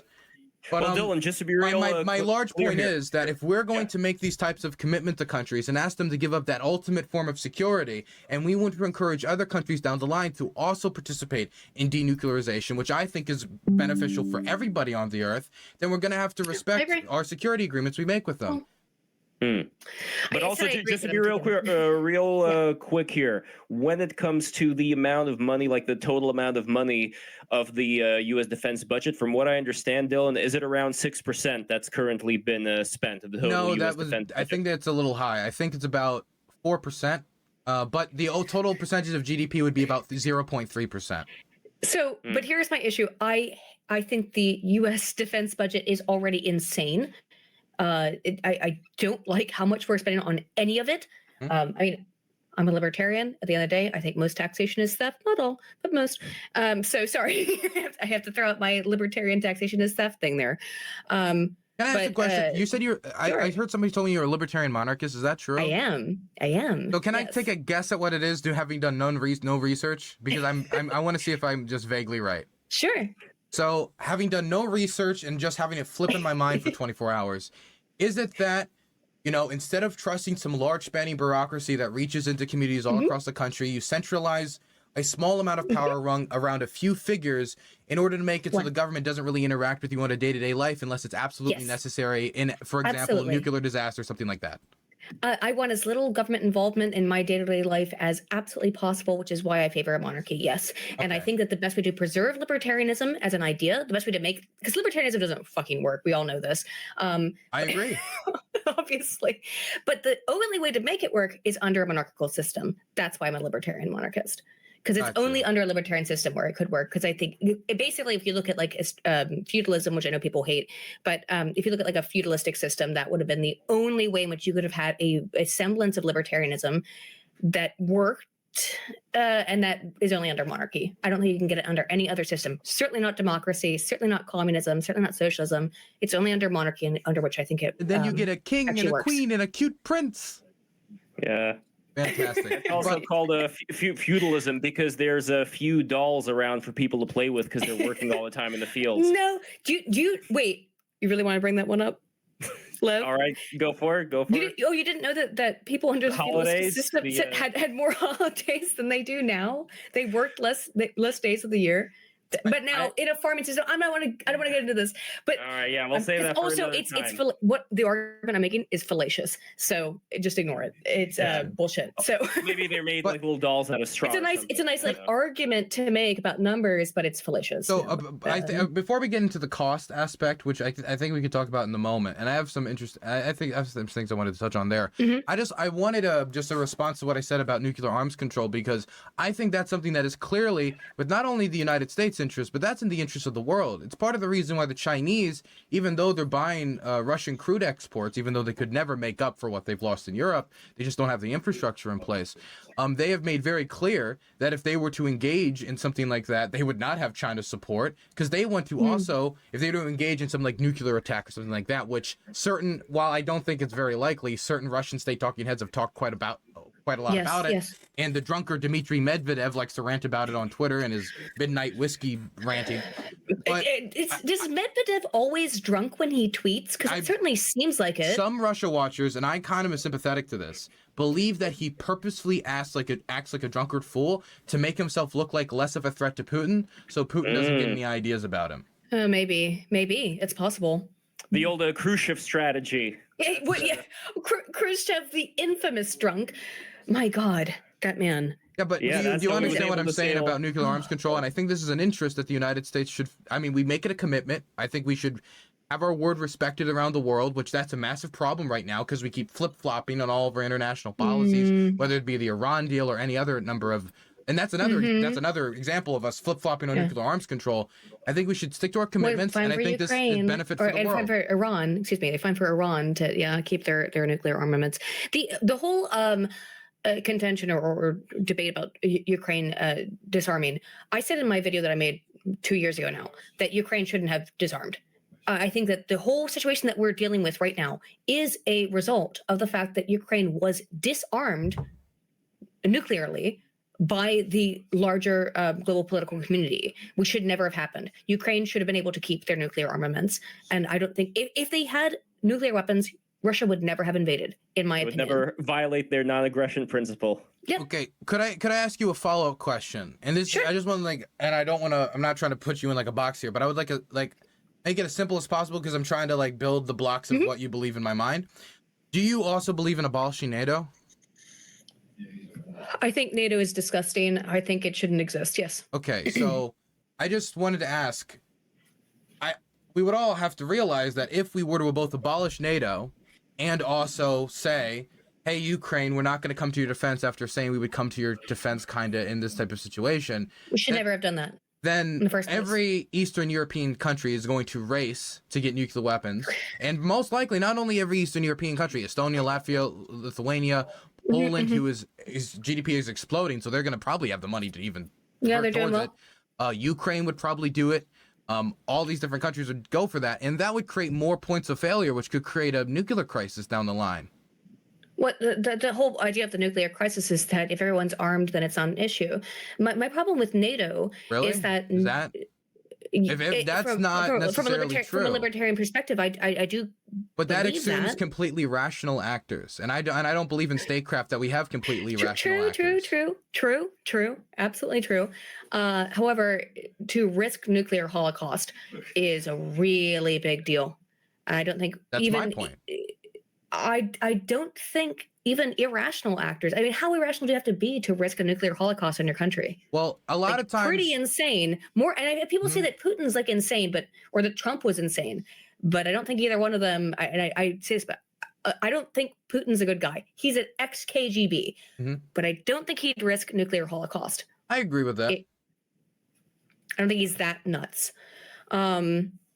And by the way, a lot of the Russian oligarchs, a lot of the Russian oligarchs, they have a family, like especially their kids in the West, in Europe, Mhm. you know, they're living a lavish lifestyle there still. So I don't think they would want Europe or the United States, where their kids are at, to get nuked. But the other thing here that I think we got to keep in mind is we are going to set a really horrible precedent if any country like Russia, for example, could say, we're going to nuke you if you don't allow us to acquire this territory. Once people start to give up territory whenever those kind of threats are made, then all bets are off. But isn't that what the U.S. has been doing for like 100 years?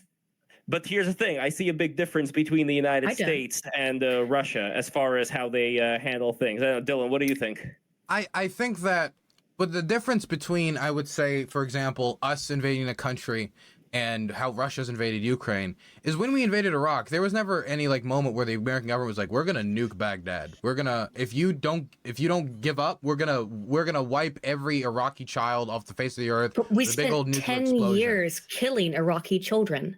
Well, yeah, but that's not really my point. Isn't the morality of the invasion of Iraq? I don't like the invasion of Iraq. My point is we never waved the nuclear button around when we were invading Iraq. Same thing with Afghanistan. And the closest I can think of is there were some radical generals during Vietnam. That didn't really go anywhere. The last time it was seriously talked about was Korea, when nobody else had nukes.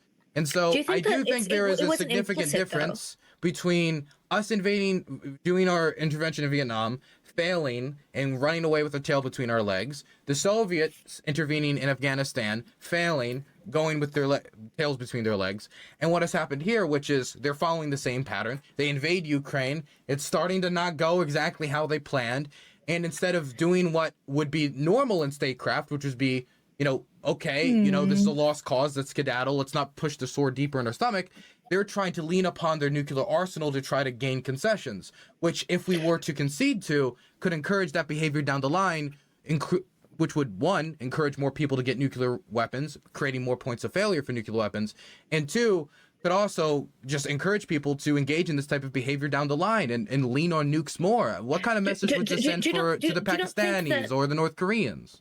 Sure, but don't you think that even though the United States never directly threatened Afghanistan, or Iraq, or Vietnam, or I think we did actually make a threat in Korea. We did make, MacArthur made a threat and he got fired for it. Yes, he did.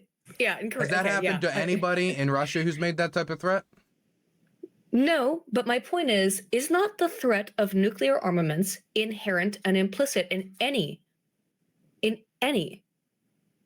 military involvement that the United States has in a foreign country? Absolutely. There's an idea that if Al-Qaeda was to form a standing army and take Colorado, right, that we would possibly not even, it wouldn't have to be that. It's not even that severe.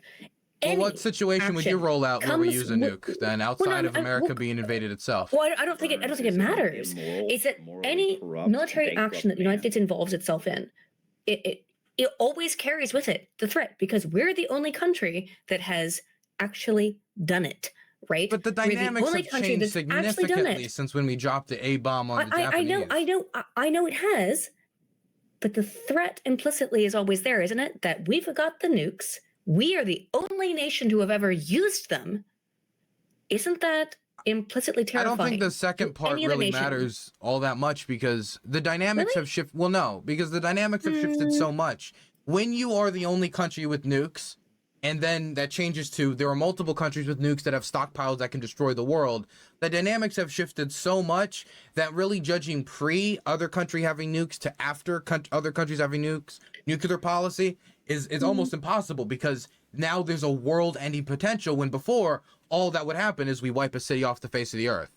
Right? That doesn't mean the world can end or we have our own cities wiped off the face of the earth.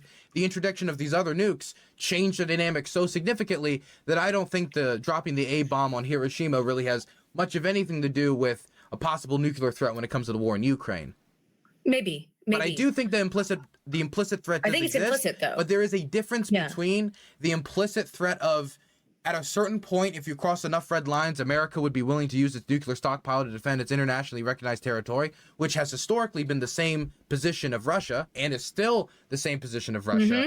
And we invade, we get our ass beat, they snatch our pockets, they take our take our lunch money.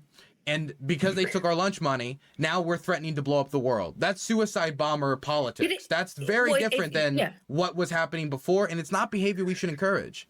However, I think that again, I think it's implied, because whenever America gets involved into a conflict, it's implied. And by the way, like I said in my opening statement, it's the same thing involved with Russia. But the implied threat is not if we invade you and fail, we're going to nuke you. The implied threat is if you invade America and America's internationally recognized territories. I'm not sure that's true. So when has that threat ever manifested in that? It has not manifested in the past. Of course, America bombs Japan because Japan hit Hawaii, but Sneaky Pearl Harbor. However, the implicit threat's always there, and that's what I think actually matters about it. And it's not just America, by the way, because again, like I said, the country that has the most nukes is Russia. If Russia has the most nukes, are they all useful? Do they all actually work? I don't know. I would probably guess that a whole bunch of them are not functional, despite the pure numbers calculation. That being said, it is an implicit threat that if Russia feels as if it should use nukes, they certainly have them in their catalog to be able to use them. Same with the United States. And that is why I believe people or countries are afraid of the United States, and rightfully so. And why they're also afraid of Russia, and rightfully so. I don't actually think that the nukes is the main motivator to what makes people afraid of the United States. I think what makes most of America's enemies afraid of the United States is the fact that within 20 minutes we could hit a pin from 2,000 miles away with one of our Reaper drones. That's the thing that's terrifying about America, is that we have eyes and ears and bases everywhere. When you talk to Al-Qaeda fighters, they're not saying we fear the day America drops the A-bomb on the Taliban headquarters. No, that's what they're saying. I think the day of the nuke is honestly over, but it is still this like thing in the back of people's brains. Rightfully so. Of course, but the thing is that implicit fear exists with every single nuclear armed state. That exists with China, that exists with Russia. But the explicit threat has always been, and I think that the implicit threat has always been around that, is that if Russia's internationally recognized territory is threatened, if Russia's territory is threatened, then they can use the nuke. Then that is a situation where they use the nuke. Now we're talking about the goalpost shifting and possibly moving the goalpost to, if we go into a war and we start losing, then we can suicide bomber the world and say, we'll blow up everything unless you give us Ukraine, unless you concede us this way and back off of your international commitments to protect them. Which, if we were to allow that to happen and concede to that, why would that not send the signal to Kim Jong-un? Well, it looks like I have an actual viable invasion strategy of South Korea. I mean, true. And what is not? Ooh, that's a good question. I don't know the answer to that one. And I think you're right about that. Oof.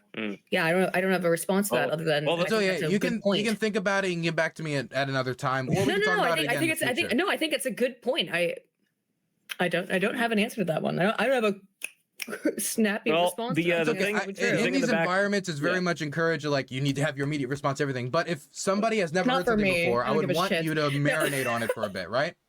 No, Aydin, you're great. Yeah, I don't give a shit. Like the thing about Aydin that I find is that she's not like I noticed, for example, in the BreadTube community, everybody's just like playing kind of like this role as an actor in line, you know. Yeah, wanting to be just like some kind of a performance artist. But I find that like right now, between the two of you guys, like I think that we're able to talk very civilly, and regardless of any difference of opinions, our goal is to figure out what exactly is the best way forward, rather than trying to make some kind of an act. I have strong opinions on the Ukraine conflict, which is that I don't think the United States should be involved. However, I am open to having my mind changed, and there are arguments that could be made, obviously, that could change my mind.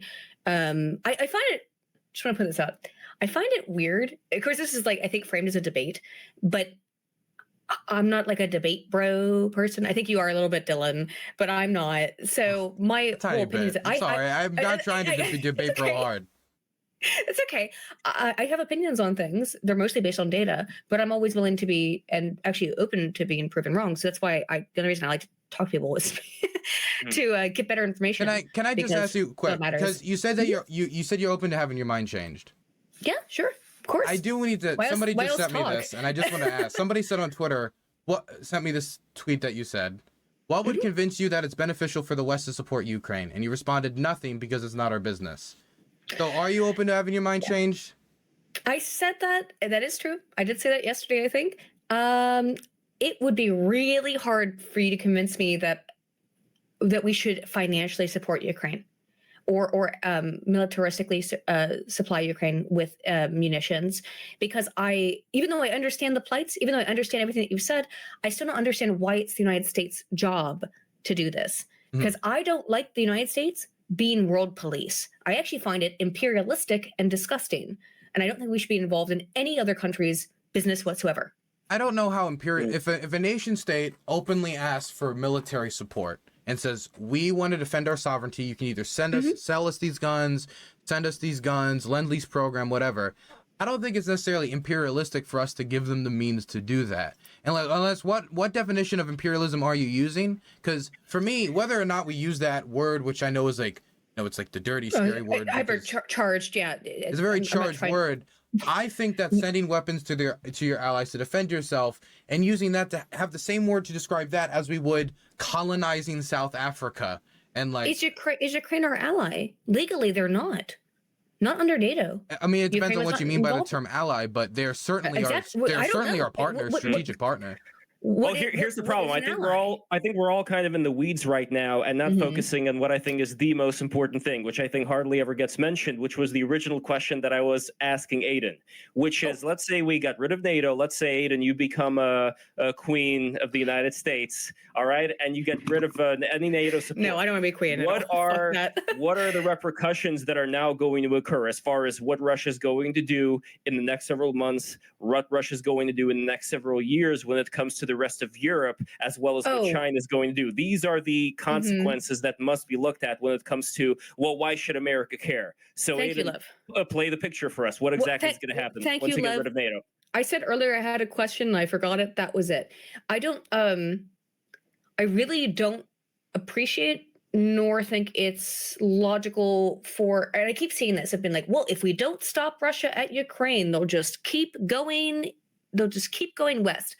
I think that's fallacious. I don't think that's accurate at all. But Dylan, you would know better than I would. Do you think that Russia has intents on continuing to move west in terms of their conquest? Because I don't see any evidence of that. It seems to me that this is a specific issue involving Ukraine that Russia thinks that they have sovereignty over. Whether it's Putin or the Russian people, I don't know. I think it's largely Putin, but whatever. They think they have sovereignty over Ukraine. However, I keep seeing these people on Twitter and stuff saying that, well, today it's Ukraine, tomorrow it's Germany. I don't see any evidence of that. So I'm interested in your perspective. Well, I don't know if it would be today Ukraine, tomorrow Germany, but I don't think the Russians are going to stop at Ukraine. I think Putin made this very clear at the start of the war. I think the best way to look at Putin's intentions is at the start of the war, he made a big speech, and I believe that when someone tells you who they are, you believe them, right? I don't think I need to psychoanalyze Putin and his hand did 3 shakes, which means he's going to invade Moldova in the 22nd. I see all these different ways people try to monitor these regimes. The same thing with North Korea. When you get so little information on the inner workings of these regimes, people's imaginations start to run wild. But at the start of the invasion, Putin laid out a framework that he could use to intervene in most post-Soviet states, which was that Russia is the inheritor of the Soviet state, and they gifted all of these countries, including Ukraine, their sovereignty: Estonia, Latvia, Lithuania, Poland, Romania, Moldova. Moldova somewhat because they did the breakaway transistor region. But all these countries that they gave them their statehood, and that was a gift, and they hold the right to take that gift back.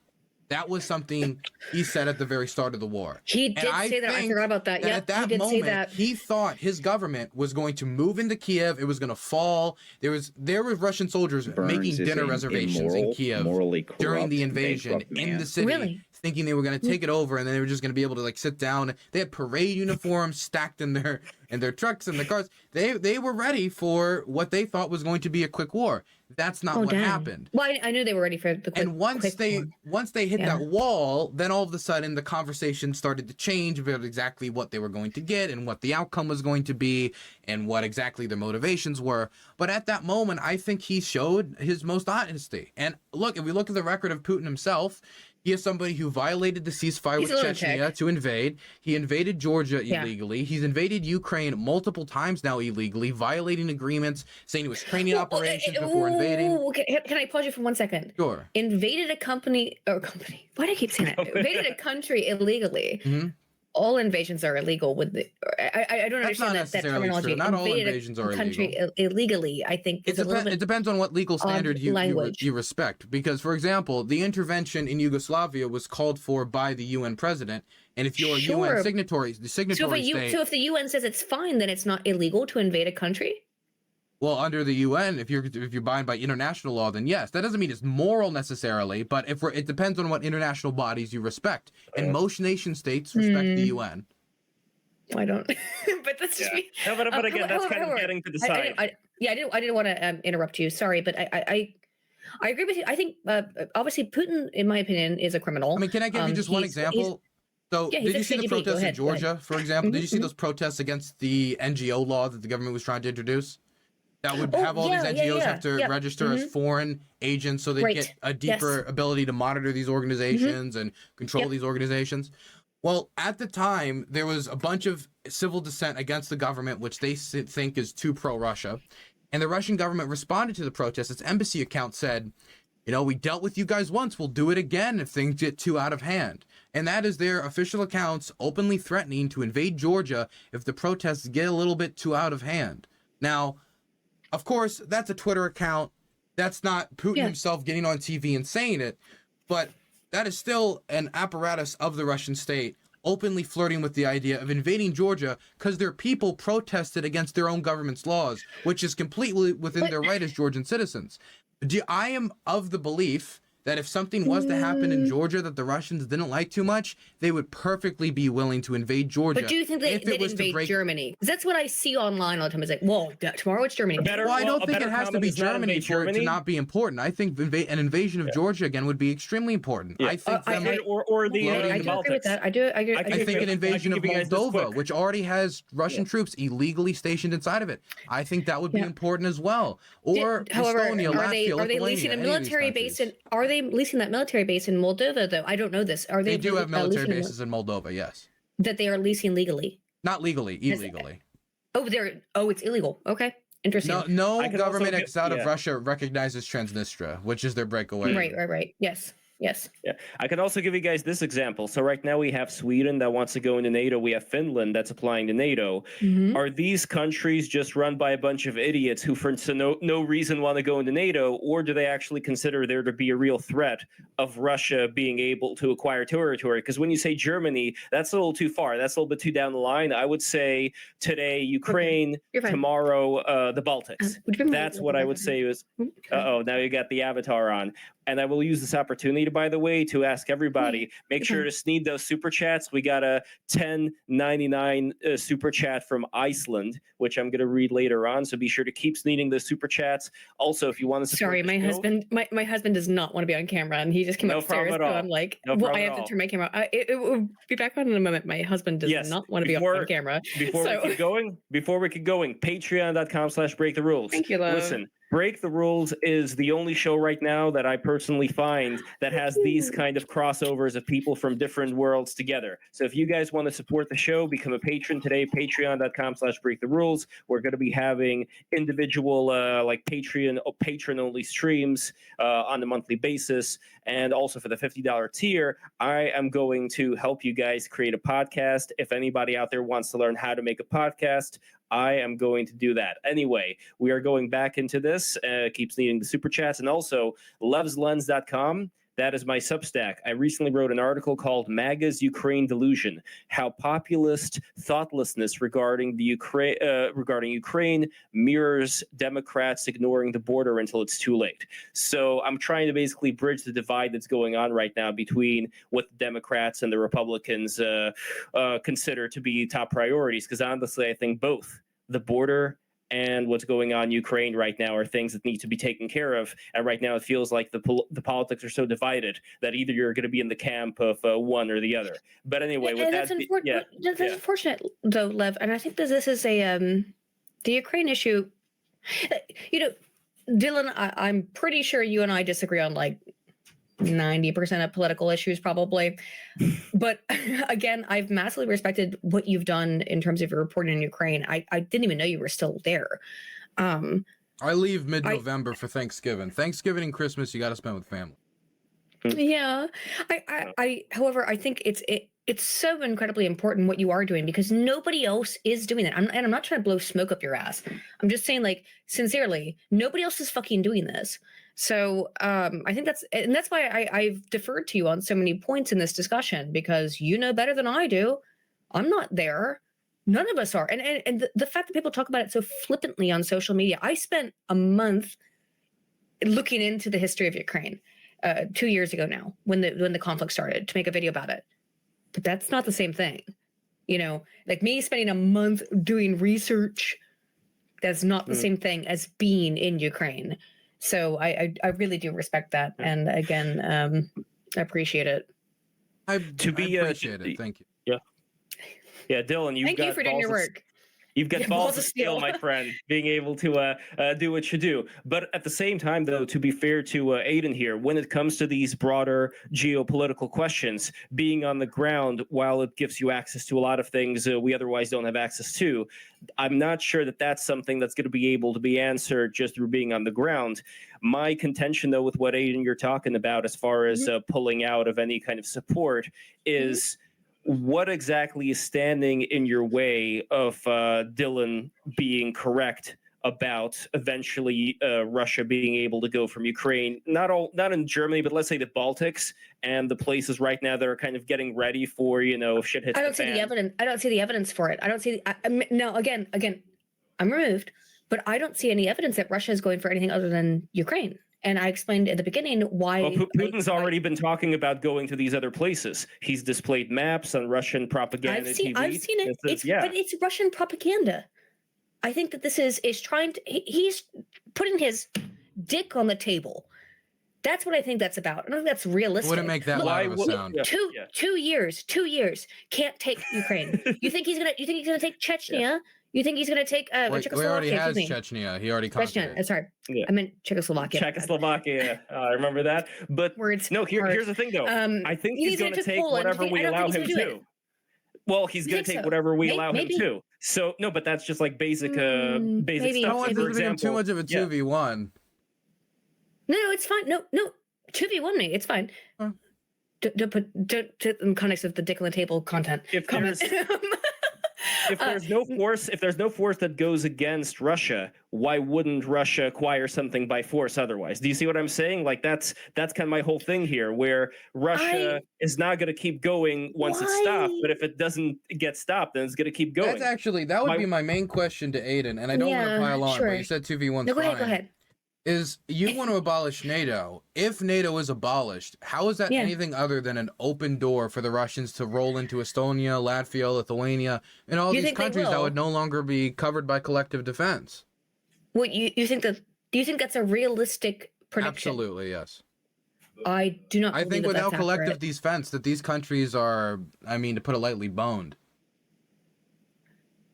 Well, they shouldn't have denuclearized, and I'm not saying that, like, I'm not blaming them for that. Well, Estonia, I don't think these countries ever really even did. Estonia, Latvia, and Lithuania have a large nuclear stockpile? Some of the Eastern European countries did have nuclear armaments, including Ukraine, obviously, that were disarmed. I think they should have had their own armaments. I think that the entire idea of disarmament was ridiculous. For the same reason, I think that everyone should be able to own a firearm in the United States. Well, now, I would say the difference between like a pistol, though, and a nuke is like one could end the world, and one bad actor with a gun gets like A school shooting is terrible, but it doesn't mean true. humanity cannot recover. True. I agree. But nuclear disarmament, or excuse me, nuclear arms does provide a real incentive for a massive nation like Russia to not invade a country. I am really, really skeptical of the contention that Russia is expansionist to the degree that you're describing. Are they expansionist? Yes. I think that's undeniable. But to the degree that you're describing, I don't think so. Because if they start invading, because Ukraine, like I said, has this really long shared history with Russia, and there's all also these other countries. Yeah, they were all part of the Russian Estonia, Empire. Latvia, and Lithuania not only have a history under the Russian Empire, they also have Russian-speaking populations that the Russian government has talked about liberating. I really find it difficult to believe that Russia would invade Latvia or Lithuania. I just find that difficult. What would stop them? If I'm without collective defense, what stops them? Come shit on me. Because, well, you know what? I guess that's correct. Because the entire world would react to it. That's what we're trying to do. I'm saying you're right. The entire world will react to it in a way they have sort of reacted to Ukraine. I don't think they would, though. Look at the treaties before World War II that guaranteed protection for Poland. I don't think NATO should exist. I'm just saying these treaties aren't worth the paper they're printed on. None of these treaties matter, in my opinion. Which is why, like, when we're saying, like, well, why would they invade? Why wouldn't they invade? Lev, I disagree with you. Okay. I think Article 5 has so far been respected. And I think that the Russians have good reason to believe that if they were to actually try to invade Estonia, that NATO would then declare war on Russia, and then Russia would not win that war. The world would lose, not the entire but world there's no way that the Russians would end up winning it, depending on how the war went. But there's no scenario where the Russians take Berlin at the end of that war. At least in their current state, with the current allies, they have shown themselves to be unable to do that. But what my main point is if we are to go through with the libertarian monarchist dream and we make, I don't know, like Guy Fieri King or whoever would be the libertarian icon. Trump. Obviously Trump. Make Trump king. We make Trump king. Can we just make him can we make him Funhouse King? I like his jokes, and that's really it. Can we just make him Funhouse King? Let's go. Like, how about we have to take the country, to unite the country, Biden can be king and Trump can be press secretary. And then they can argue. Oh my God, that would be insane. That would be fantastic. But my point is if NATO was gone, Estonia, Latvia, Lithuania, these are countries that are of a few million people. They're much smaller than Ukraine. They have less people to throw into the Russian lines. Less money, less military, talked about the Russian-speaking peoples of them, and not only them, they've talked about it in Kazakhstan as well, in reference to possible disruptions that could happen there. And without an army to come meet them, what disincentive would they have from invading and conquering these countries if we don't abolish NATO tomorrow? I'll ask you the opposite question. What incentive do they have? I don't like to the same reason that they have for invading Ukraine. They want to build an empire, which the Russians are very open about. I suppose that's true. I mean, and they have been open about that, or at least Putin has. However, it does totally and completely destroys the reputation of Russia in the global mindset, except for with China. They don't seem to care. That didn't stop them from invading Ukraine. I know. Did it? But wouldn't it make it? I know, Liv, but wouldn't it make it worse if they then keep invading other sovereign nations? All right, here's another thing, which I don't know, Dylan, if you know this, but this is just more of a personal. Can I just say one thing to that, Liv? Sure. I just wanted to say one thing to that. It would make their image worse, but unless there's a force to meet them, they've shown themselves to not really care about how they're viewed internationally, whether it be Bucha or whether it be the recent killing of 1 out of every 6 people in the village outside of Kupiansk. I heard about that. Yeah. They didn't even talk about it. They just pretend it didn't happen. As these horrific reports are coming out. As people, the stuff that scares me the most always of those videos are the phones where you can hear as the rescue workers going through, like the phones going off on the bodies because the family members are trying to call them, and hearing that from inside the body bag is unbelievably horrific. Those images are broadcast around the world. Russia doesn't care, and so I don't think unless there was a strong force to meet them, that the Russians are going to get like a splash of compassion or like a splash of regret because the French foreign minister said, we don't like that very much unless there's something to meet them. I think that's why they invaded Ukraine, because there was no NATO in Ukraine and there was no one to meet them. Oh, no, you're absolutely right. That's why they invaded Ukraine, because there was no NATO. 100%. They would never have invaded Ukraine if they were a part of NATO. Absolutely. However, the other countries you're talking about are a part of NATO.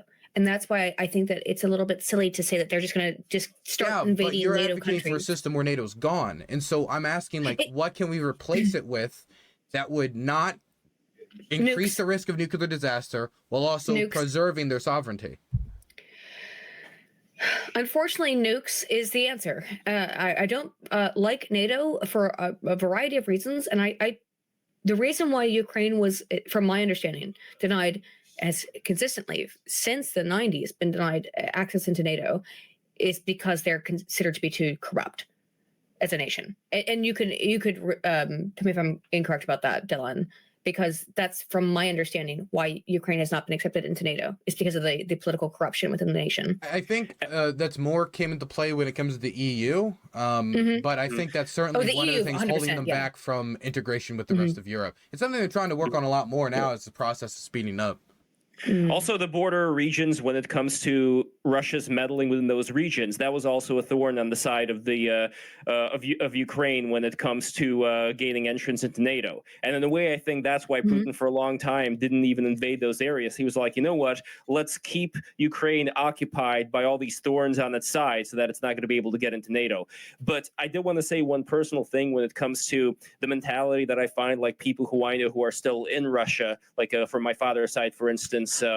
What they seem to be like in terms of their mentality is when there's not a lot of food, when the economy is not really good, they start focusing on, hey, why do we have this horrible government that's in charge of, where the tax money goes?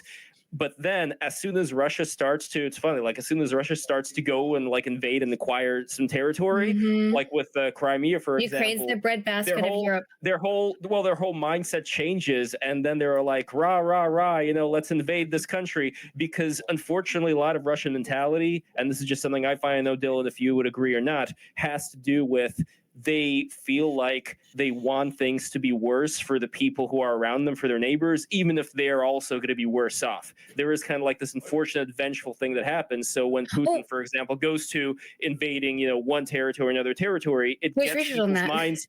It gets people's minds off the fact that they're poor, that they're starving, that they have just like outhouses, in most of Russia, they don't even have proper plumbing. They forget about that because they go into a different mindset, which is why I think Putin's going to keep going, not even for himself, but more so because the people in a way need for Russia to keep going to get their mind off the horrible problems that are going on in Russia, except for like Moscow and St. Petersburg. I think you're 100% correct on that, Lev, is that this is a distraction for average everyday Russians who are suffering in their own way to externalize that, to be like, oh, well, I don't have a toilet that has running water, but we're winning as Russia. I think that's absolutely correct. I don't think that legitimizes or delegitimizes the entire conflict. Well, could I ask you, what do you think legitimizes Russia's conflict, if there is anything? Their historical claims over Kiev, which I don't think is necessarily correct. I'm not saying it actually. Excuse me. It's not a legitimate claim, but what legitimizes it to Russians is the historical claim to Kiev, is the historical claim that Ukraine is Russia. That to Russians, I believe, is what legitimizes it to them. In terms of what legitimizes it on an international scale, I would say it's probably about Biden's, honestly, involvement, whatever you think it is, small or big, whatever the involvement is. I think that the reason people outside of Russia look at why they're invading Ukraine, they see Ukraine as a proxy puppet state of the United States, and that it is owned by Joe Biden and his regime, which I've said on Twitter, and I really have a hard time dismissing that as a legitimate claim, because I do think there's a lot of weird stuff that's happened there. We've talked about it earlier in this conversation, but I think that Joe Biden has a very weird kind of interaction with Ukraine that doesn't make any sense considering he's not Ukrainian. And yet his involvement both with his son and with the stuff with the prosecutor, Victor Shokin, is weird. I don't know if it's definitive. I'm not claiming it to be definitive. I'm just saying it looks weird from an observer perspective. I would say when it comes to the claims that Russia was making, Russia was not making those claims 6 years, like 6 years before they invaded in 2014. That the Russian government, Vladimir Putin, was openly saying there's no ethnic conflict, there's no problem, and then once he saw an opportunity, he completely turned around his position and invaded. So I would say that if it was legitimate, it was a legitimate concern, or it had some like legitimate territorial claims, how did they just randomly manifest in a 6-year time period between 2008 and 2014? I'm not defending. Okay, hang on. So I'm not defending Putin invading Crimea in 2014. Okay. Any excuse about the United States' involvement was made post facto, and that was post facto the Euromaidan. Now, the Victoria Nuland call and Olga Bologomets, whose name I always fuck up, and all that kind of weird stuff that happened in 2014. That was 2 years later in Ukraine. So I don't. Obviously, Putin's like no hero in this. He's not correct. He was obviously using this to facilitate and to put forward his own political agenda, which was to conquer Ukraine. That's unquestionable. But is there corruption in Ukraine that was facilitated and conducted by the U.S. government? I think that's also unquestionable. Corruption facilitated by the U.S. government. The thing is, what gets me about that is the United States has invested a lot more into anti-corruption efforts in Ukraine than a lot of Ukraine's allies. Yeah, no, genuinely. I don't what confuses me is one of the main sticking points for the American state when it comes to aid for Ukraine, and we're getting memos that are leaking now about this. Well, not leaking, they're posting them, but they're posting it without fanfare, kind of like hoping nobody really reads it. They're openly saying that one of the main concerns from the Americans is corruption in Ukraine, that they're concerned that any amount of aid or stuff that could be sent over could be corruptedly maybe absorbed by some oligarch. And I think a lot of times imagine like we send a tank and it gets sent to Al-Qaeda. But corruption in Ukraine is a lot more simple than that. What was that? But we know there's oligarchs in Ukraine who do corrupt shit. Well, yeah, I was gonna say that there is corruption in Ukraine, but corruption is a lot more simple than I think a lot of people realize. A lot of it is government man sees contract. They remember they have a friend who makes this sort of thing. They give this contract to their friend. They get a kickback. That's how most Ukrainian corruption is styled around. And so my concerns around Ukrainian corruption has to do with rebuilding efforts, has to do with humanitarian assistance, which I know that some of it has been taken and restolen. The military aid, which I think is the main thing we're debating, but we can debate the humanitarian aid as well, that we have yet to see any large-scale corruption out of that. And from my personal experience, most I've heard is like a box of grenades goes missing here, a box of AKs goes missing there. Maybe it ends up with like maybe some small gang or ends up somewhere on some market. But we're talking about the large-scale aid that makes up the majority of our military contributions. It's that I have yet to see any real evidence of. And so wait, let me. I have a cherry on top. This is the whole point I was leading up to. Okay. My main point here is to say it doesn't make sense that Joe Biden would be supporting Ukraine in order to corruptly benefit himself or his son because of the Victor Shokin thing, which was a different administration. It wasn't Zelensky. Zelensky ran against Petro Poroshenko, so I don't even know how that influence would come over.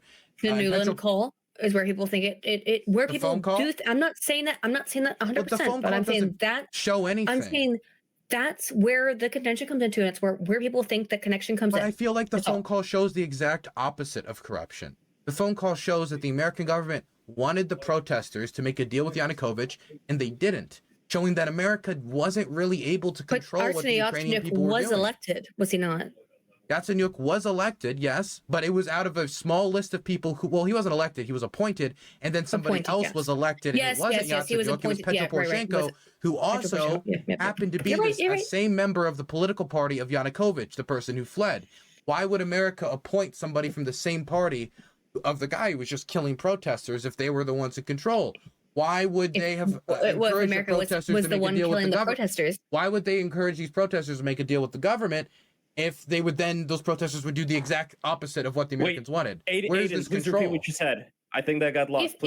If the American government was the one killing the protesters, then yeah, I would imagine they probably did have a vested interest, because that is the contention of Olga Bologomets, is that it was the American government killing the protesters in the Euromaidan. Okay, now, well, you don't have to believe her. Well, yeah, I think that she's probably she's a dermatologist, but wait, why would I even listen to what a dermatologist has to say about this? Oh no, the poor no. Why? Well, why did I tell you that? Because obviously I'm trying to be just clear, to prove that there's a contention. I don't know the truth.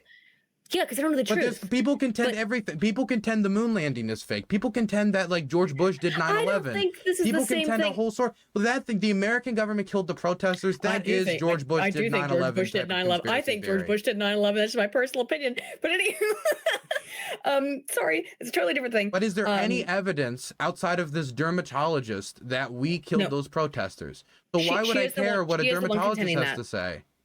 She was in the Ukrainian government.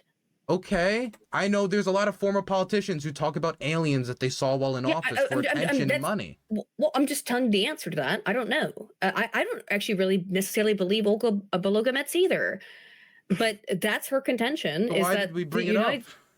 Because she says that the United States killed people in Euromaidan. And she said it with no evidence. If I said in this room that Vladimir Putin killed George Floyd, if I said in here that Vladimir Putin was the real person who killed George Floyd, and I said, look, I'm an American reporter in Ukraine, I know stuff about Vladimir Putin, like that certainly is at least more of a claim than a dermatologist, but unless I have evidence to back it up, it's just a wild, bizarre claim. She examined the bodies and she said that she thought that NATO did it. What, did she post photos to prove it? Like how would you even, by looking at the bodies, how would you even prove that NATO did it? She would was it be the bullet casings? The bullet casings that were matched to the guns used by the police department? That was exactly her claim, Dylan. Then was she that lied. She examined the bullet casings and she said that they had the handwriting of being from NATO. I don't know what the fuck she meant by that, honestly. Did she have any pictures of that handwriting? She didn't post it. No, you're right. That's very convenient. But that's her And we know that the contention. Russian government constantly sponsors misinformation campaigns. And so somebody who's a former politician, no longer in office, coming forward with claims that they don't have evidence in and no expertise to speak on, has all the signs of a Russian disinformation campaign. Something that should be honestly dismissed out of hand unless there's evidence to back it up. Because there's evidence that's contrary to it. I don't necessarily disagree with you on that. I think you're probably, well, but there's also not evidence against it. So this extremely high-ranking official in Ukraine. So if we're going to treat Ukrainian, okay, let's start out from this perspective. We know that Ukrainian politics is corrupt, deep down, right? Okay. We all know this.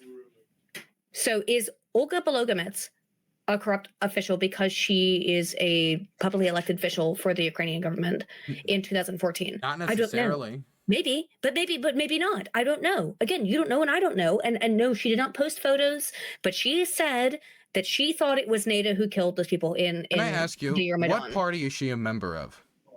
Let's find out. I don't know. Okay. I just feels like this is how she just made a claim and there's no evidence of the claim. There's no photos of this writing. She just claimed it had this writing, even though the investigators who did the investigation say the exact opposite. And those would be people who know how to do ballistics testing, try to match the bullets to the guns used by the police force, which they did do. So, this is just the claims of a former person who used to be a politician. I'm gonna read her Wikipedia description. Is Olga Vadimovna Bogomolets as a Ukrainian physician, singer, and songwriter, honored doctor of Ukraine, the founder and chief doctor of the Institute of Dermatology and Cosmetology. In 2014, she was appointed as a counselor on humanitarian issues to the president of Ukraine. She is also a former MP and former chairman of the Committee of Verkhovna Rada on Health Issues. That's all it says about her background. So she was appointed by Poroshenko. It would have been Poroshenko. What party? Yes, it would have been So because she was appointed by Poroshenko, it would have been his party, I assume. Got you. So it'd be the same party of Yanukovych then. Yes. Yes. Got you. Okay. So presumably, if now the idea that there's no evidence for it, but there's no evidence against it. This we could use to make any number of outlandish claims, right? I mean, I could use it to be like, well, actually, I think it was the Russians who did 9/11. No, I think it was actually them. I don't have any evidence for it, but I don't got any evidence against it. And then who knows who's paying me to say that, to try to drum up support for intervention in Ukraine. I'm using that to say, hey, Americans, they killed a bunch of us on 9/11. We need to go get revenge against the Russians. And I could be doing that because I'm paid by the Ukrainian government, or I'm paid by some actor that wants the Ukrainian government to get this aid. And so, by the way, I do think she might have been saying is, if we're going to make such a gigantic statement that's against the grain of what the vast majority of evidence is proven, and have no evidence to back it up, I'm gonna definitely, when it's somebody who doesn't have an expertise on the issue at hand, I am gonna dismiss it out of hand. Okay, I don't think that's I brought up Olga because that's the evidence I have. I don't actually think that you're incorrect. I don't necessarily trust her fucking reporting either because it's one woman. However, necessarily putting her academic credentials on the line, she is, however, a cosmetologist. You know, I could have lied so much about this. You know how much I could have lied. I appreciate you not lying about it. But well, because I don't know the answer to these questions, so I could have been like, "Oh, a doctor said that." No, yes, she's a doctor, but she's also a cosmetologist. So, and that's what she said. Is that she said that she thought it bore the handwriting. That's her words. Handwriting. That confuses I don't know what that means either. I don't know what that means either. Like, I don't know what NATO was here. means. Was like they signed the shell with like Biden signed each bullet. Like, this is for Shokin. He sure did. Joe Biden. This is for my boy Hunter. More coke for me. Like I don't know, Dylan. I don't know.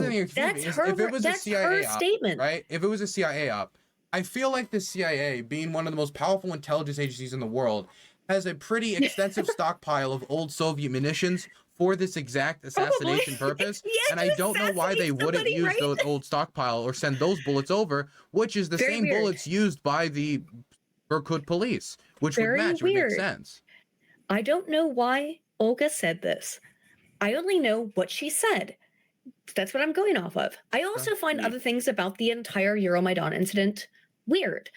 For example, there was an ad that was aired internationally. It was put on YouTube. It's from, hang on. A Whisper to a Roar is the name of the campaign.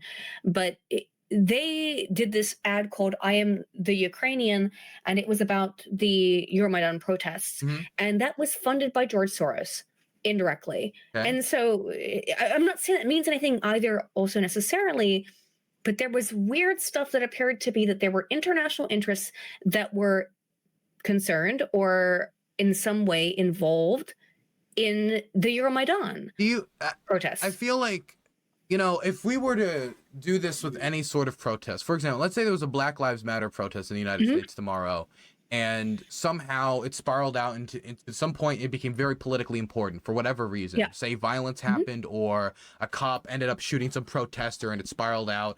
And it led to the local politics changing drastically because people reacted to what happened. I'm sure if I go and I look through all the different organizations or NGOs that could have either been having medics on the ground, that could have been funding ads in favor of like black empowerment or whatever, I could find some number of NGOs that people don't know all the funders of, or maybe even the Open Society Foundation could have been involved in something like that. But that doesn't necessarily mean that anybody was puppeteering these protesters from the background and making them go out and provoke the police to try to cause some incident. They were specifically funding social media programs in order to get people to post videos online about the Euromaidan. That was the exact purpose of it. Okay. I find that a little bit. I find it a little bit weird. I don't know. I don't know why. I don't know why it was happening, but I do find it a little bit odd that the United States indirectly, and it wasn't just Whisper to War was also funded by the United States indirectly. I find that a little bit odd. Was that through the National Endowment for Democracy? Yes, that was it. You got it. Oh, I forgot it, and you remembered it. I believe it was the National Endowment for Democracy. There was also another organization that was another similar thing where it was spreading democracy organization. And yeah, they financed these tech camps in Ukraine that started about 6 months before the Euromaidan. And it's just, again, I don't know. No one knows the exact relationship, but it's kind of suspicious, in my opinion. I mean, I think that it shows evidence that the American government was interested in helping to build up an active civil society in Ukraine. People who were either citizen journalists, people who were interested in anti-corruption efforts. That's what I was talking about earlier, us funding anti-corruption efforts, or any number of issues. And the reason being is that if you're going to root out corruption, that has to come through the grassroots. If you want to move on one number of these issues, it can't just be Western bureaucrats walking into Ukraine saying, deal with the corruption. It has to come from somewhere, and they wanted to empower those people on the ground. Now, whether or not you believe that's the role of the state, I don't necessarily think that indicates that we were able to, through just some social media posts, inspire the rage that turned into the Yanukovych regime crumbling. The same way that anybody saying that's not my contention, dude. I know, that's I just insane. wanted to say, it would be like somebody saying that Putin elected Donald Trump. Is it true that the Internet Research Agency obviously spread misinformation in order to try to benefit one candidate over the other? Yeah. But if you were to say that means Donald Trump is not legitimate or he wasn't truly elected, I don't think that would be accurate either. And that was shady backroom, like Internet Research Agency, just trying to keep that hidden. This was through the National Endowment of Democracy, which is congressionally funded, and those funds are open and in the public eye. That's the reason why we can access them. So I do think that you can have an objection for us trying to fund that civil society, but I don't think that indicates that we were like the backroom, puppeteers in the background. And the thing that really frustrates me a lot about the Euromaidan theories is it's always like, well, isn't that kind of sus, or isn't that kind of weird? And there's nothing I can grab onto. There's nothing I can grab onto and be like, wow, here's a smoking gun. Here's some evidence. Because it's really easy for me to believe, especially talking to people who participate in Euromaidan. I've interviewed soldiers who participated, activists who participated. That's awesome. That they say that they would have done Euromaidan with or without the United States after the police started murdering protesters and beating them with batons. And I think that it's really easy to understand why somebody would do that. I feel like this is a case where the easiest explanation is the best explanation. Well, Dylan, to be fair to Aydin, we could imagine that there were people who are on the ground there who represent various NGOs who want to make money. I don't think that everybody's just a bunch of freedom-loving Boy Scouts that are in charge of a lot of these programs. And I also find, with Zelensky, for example, I wrote an article about this, how he seems to have been really appealing to more, let's say, woke, for lack of a better term, causes when it comes to, for example, Ukraine got the transgender individual to represent their armed forces until the recent firing, having Actually, they were not fired. She follows me on Twitter, Ashton Cirillo. She was suspended, and I think they might be reinstituting her, but she was suspended briefly. Interesting. But you see my point, though, when it comes to certain issues that, let's say, I could imagine NGOs would think, oh, this would appeal to certain, let's say, more liberal, left-leaning Americans. So there would be certain things, certain people that we would encourage. And there is the question of, how far would that go and yada, yada, yada. But all I'm saying is that people do have other reasons for doing things other than just wanting to free Ukraine. My whole contention, though, is how would that compare to the other things that we have going on as far as Russia invading Ukraine right now and being able to then potentially invade other places down the line? That's much more of a concern than any of this other stuff. I do think those NGOs profiteering or having extremely high overhead costs when you go in there and you read exactly how much of the money is actually spent on aid or building a civil society and how much of it actually goes to the people who manage it and giving them very big checks and, staffing costs. But I also do want to say that, again, I do think that they might not be 100% well-intentioned in every single example of all these NGOs, but I think it's a far cry from the claims that are being made about the Euromaidan revolution. There's one thing to be said about America giving money to an NGO that profiteered and cared more about filling the pockets of themselves than actually dealing with the stuff on the ground, which I would have to listen to which NGO we're talking about, because some do good work, some do bad work. You should always do research into these things. But I think it's a far cry from the idea that, and this is what is popularly pushed, that America was puppeteering the protests from a distance by using NGO money when the protesters were not listening to the United States when we were suggesting that they negotiate with the regime. And that's not the contention I'm making, by the way, that the U.S. somehow completely puppeteered and created the Euromaidan. I think the U.S. was interested in the Euromaidan and the protests. I think that's pretty much unquestionable. The U.S. was interested and involved in the Euromaidan. I don't know if they puppeteered it. And I think anyone I'm sorry, if that's your claim, it's a little bit silly. That's too conspiratorial even for me. That's probably not what's happening. The United States, of course, has a vested interest in Ukraine, though. I think we can all admit that, right? Yeah. The United States has a vested interest in Ukraine.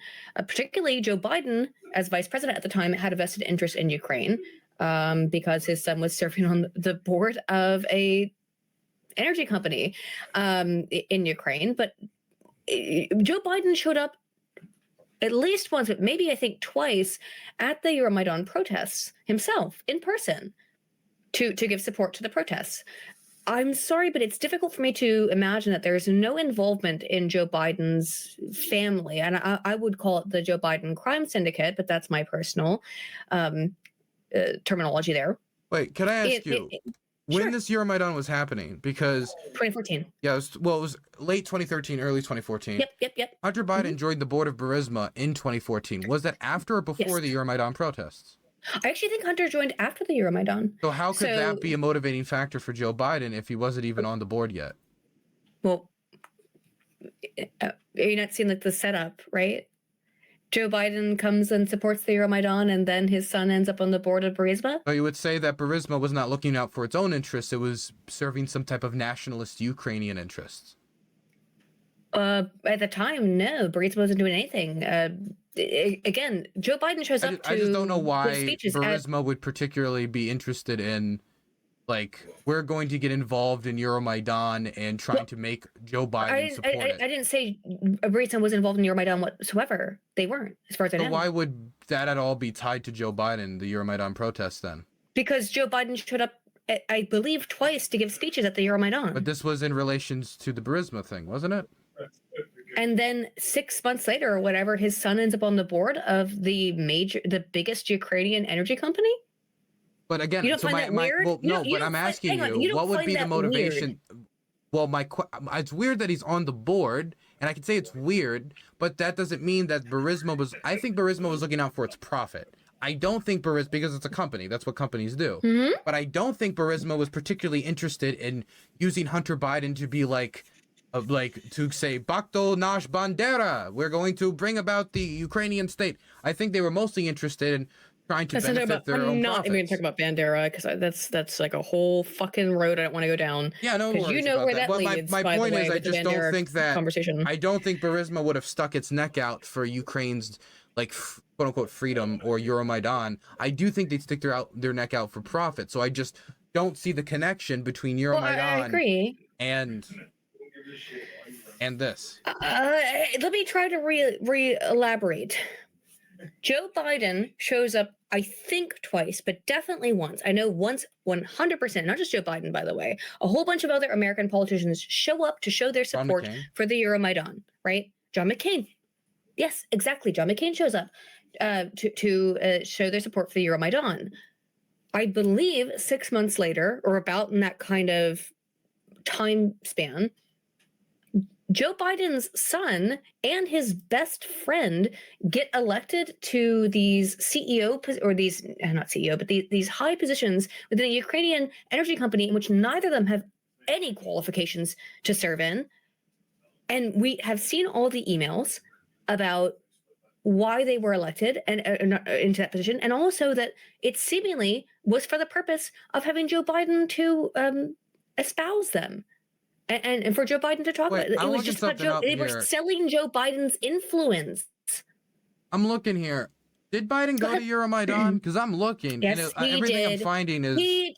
Oh, Mike, are you joking? He did. What do you mean joke? I'm looking at the stuff here. Everything I look up, Joe Biden visits Euromaidan is him visiting Maidan after the anniversary of the protest. No. He went during the protests. I have to find this. Okay, hang on. I have to look through my. And everybody, it's a genuine question because I just don't remember him. I know John McCain visited, but I don't remember specifically him John visiting. McCain did, but so did Joe Biden. And there we go. Okay, I found something. To, put a he like visited in 2014 in February. There it is. Okay, everything I was finding about the anniversary.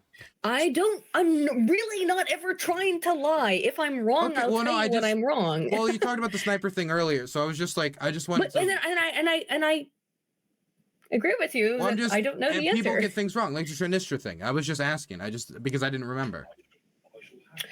I think I've been extremely open about things that I'm not sure about, but things I am sure about. That's why I asked. Pretty good on. That's all. You're fine. You're fine. Again, we're cool. I can see if the pattern was Joe Biden goes to Ukraine and then it negotiates some gas deal or negotiates something that would benefit Burisma in some way. Which did. What deal did he negotiate with Burisma? The whole freaking wait a minute. I have to pull this up. Okay, Biden helped negotiate an enormous gas deal with Russia and Ukraine and the United States with Russia and energy. Ukraine. You mean between Russia and Ukraine, or you mean between Ukraine and the United States?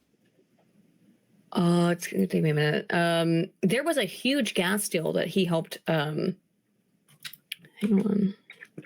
And Jerry Mack, the Ukrainian lore master, writes, Biden was never on Maidan here during the protests. He lives in Ukraine, by the way. He says Newland was. Oh, and by the way, somebody wrote over here, Endless Had wrote, poor host can't plug the stream. Feel you, bro. So I'm going to plug it right now. Can I use the bathroom quick? Is it possible? I've been holding it in for a bit. Hey, smash the like button, damn it. Do it right now. Can we both use the bathroom real quick? Yeah, I want to use the bathroom really bad. I'm sorry. I've been holding it. I'll be right back. I agree. Same thing. Let's get back to the conversation.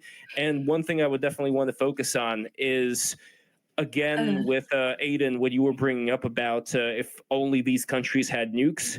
The only problem is like dealing with the situation we're in right now. What are the realistic options we got dealing with this situation? Because I don't think we'll be able to give nukes to the countries right now. So it's like working with what we got. How do we stop the worst thing from happening? Go. But before I get into that, I would want to complete a previous thought that I didn't have the citation on, but I now have it. It was there was 400 million, the 800 million that was invested in the people of Ukraine, 400 million in economic growth, 1.1 billion that was economic growth. Sorry. Let me rephrase. Governing justly and democratically, the United States gave 800 billion to investing in the people, 400 million economic growth, 1.1 billion, and humanitarian assistance, 300 million. That was the thing. But I got to say, Dylan, I really can't find the thing that I was talking about with Hunter Biden. So you might be correct on that. I couldn't easily find the citation on what I said there. So I may be incorrect about that. If you find it after, you can just send it to me. Nah, it's fine. I'm probably fucking wrong. Anywho, I'm pretty sure I'm right, but I might be wrong. I looked up the Biden thing. So he wasn't at Euromaidan. He met with politicians in yes, Ukraine, including Oleg Honeybook. Yes, he also did a speech. Look it up. I swear to God, I'm not wrong on this one. He did a speech. I know he did a speech on the anniversary, but I can look it up. Was it the anniversary then? Maybe I'm wrong about that one then. But I know for a fact he gave a speech in Ukraine. Sorry, Lev, could you restate your question to me? Because I'm a big dum-dum. And then we're gonna go to super chats. So everybody sneed those super chats. And there are not enough likes. Look, there's 111 people watching. I bet there aren't 111 likes. Some of you people are lazy out there. Smash those likes right now and click the damn bell. Anyway, my question was, if we understand that right now we can't really just arm all these countries with nukes, just given the present situation, I don't think that's going to be really possible. What are the realistic things that could be done purely given the choices we had. Because I know that when it comes to thinking that Russia's not going to go ahead and go into these other countries seem to think so. I know, Aydin, you don't think so. But if that is a risk, then we could see, bad things happening down the line as far as America's commitment, which is going to be a lot more than the small percentage of our defense budget. So realistically, what could we do in this situation to make all of this work? And go ahead, Aydin. Like, how can we solve this, just given what we got? I really don't know how we solve this. I don't, because as I said in my opening statement, but to reiterate, I think the things that are happening in Ukraine are sickening beyond belief. I see and Jesus Christ, Dylan, you must see it every day. The horrifying images of people being murdered in the most violent ways. And I'm not in favor of that, obviously. What I don't know what to do is how to ameliorate the situation. Russia obviously thinks that Ukraine is their sovereign clay, right? I don't know how to change that. And I do think that part of the reason why that Russia thinks that is because of the Americans' involvement during the Euromaidan. True or false, doesn't matter. That's the perspective, right? That's the perception. I do think whether it's true or false does kind of matter. Oh, I do think it matters in terms of actual reality. But what does it matter in terms of a war? I think doesn't matter. Russia's perspective? Russian perspective doesn't matter. It doesn't matter if it's real or not. It doesn't matter if it's real or fake. The reality is that Russians think that America owns Ukraine, right? And that's what motivates them. They think Ukraine is a proxy state for America. And whether or not that has any verisimilitude in reality, at the end of the day, when it comes to a war, is actually inconsequential.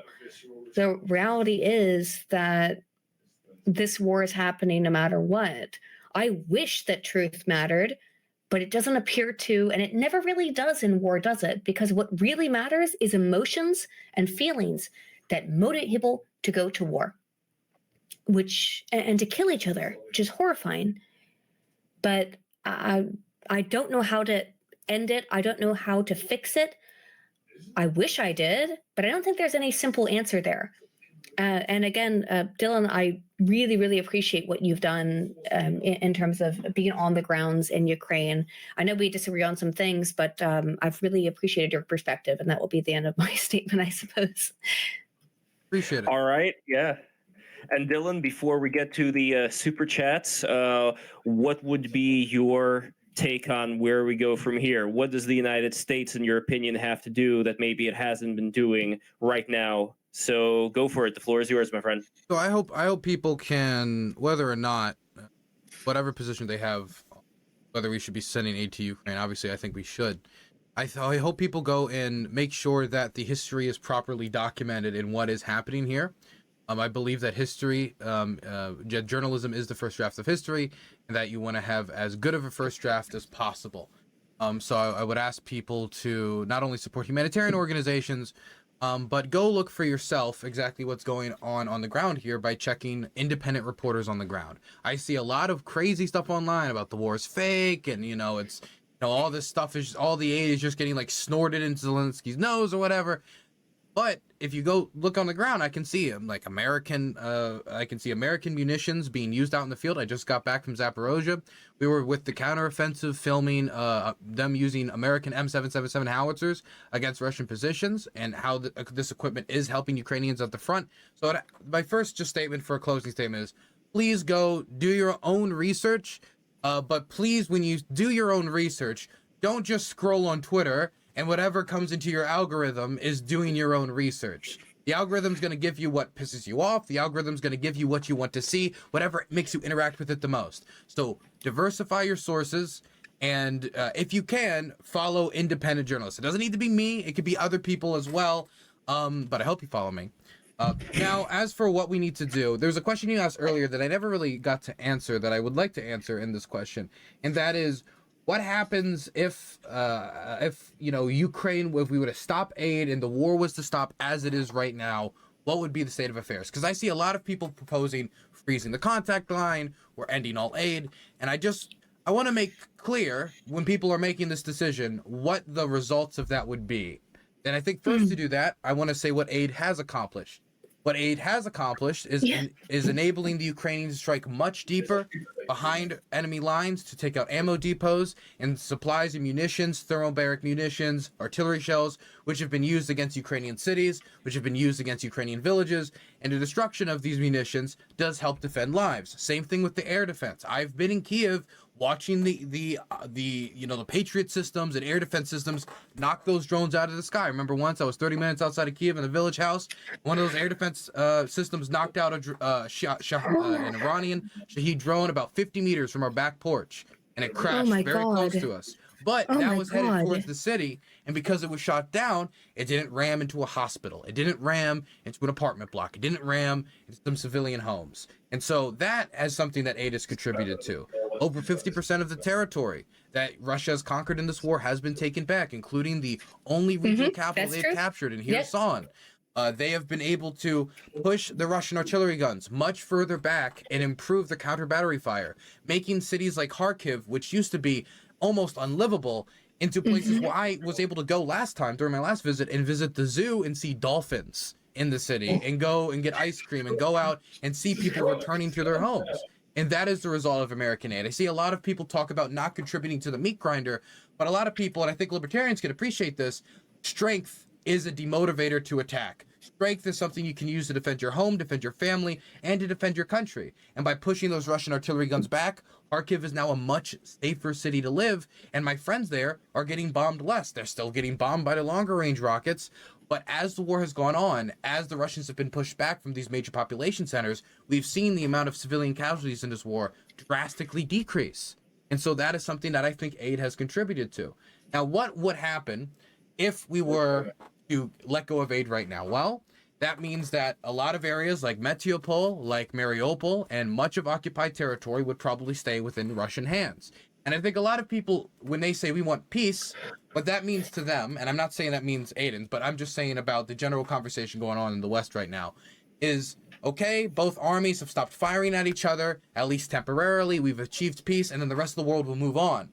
But what will probably go on, in my opinion, is that there will be some sort of resistance in the underground. There will be car bombings, there will be assassinations, there will be drive-bys of occupiers, of people who collaborate with the occupation, regional governors that Russia installs, whether it be the head of the Crimean occupation, who's a mafioso, whether it be Denis Pushilin, any of these people, that violence will continue. And I don't think anybody particularly says that the Troubles is a peaceful period in Irish history.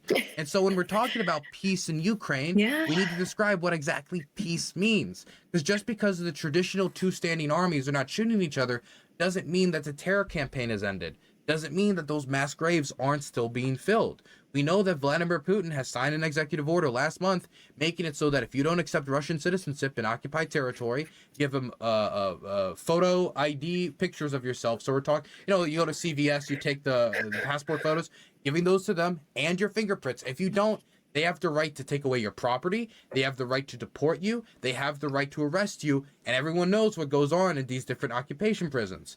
And so that is the taking away of people's most basic rights, their property rights, the rights to the homes that they've lived in for generations.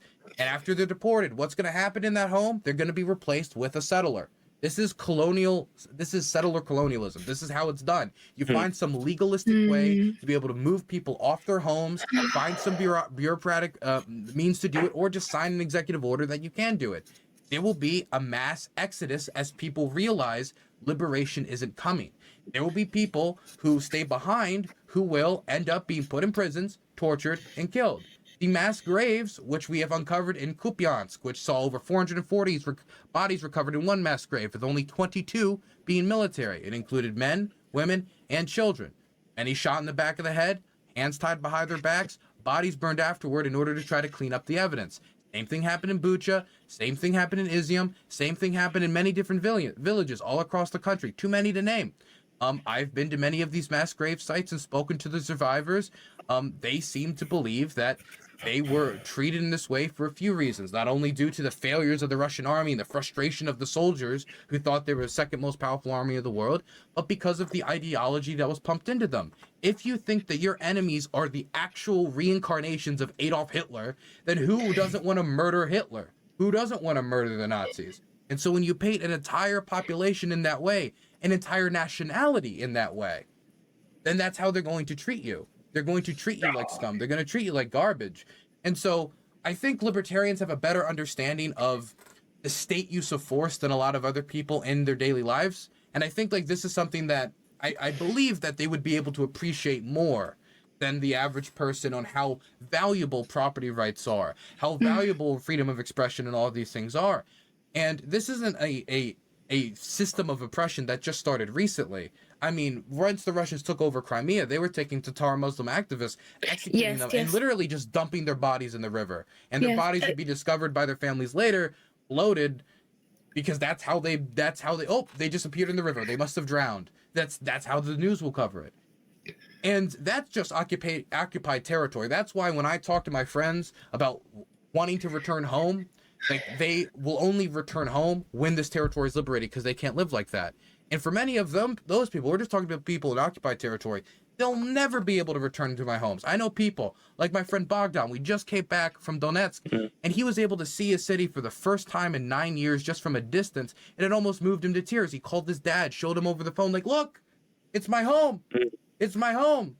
And the idea of him never being able to return back when just 8 or 9 years ago, that was somewhere he was able to live in and grow up in and enjoy his football and enjoy his, beers with his buddies. He can't do that anymore unless that territory is liberated, and will be legalizing the occupation that keeps him from his home. And lastly, what will happen to the territories of Ukraine that are still free? Well, on one hand, they'll stop sending their boys into the direct fighting that we're seeing in areas around Bakhmut and Zaporozhye, so their deaths will stop.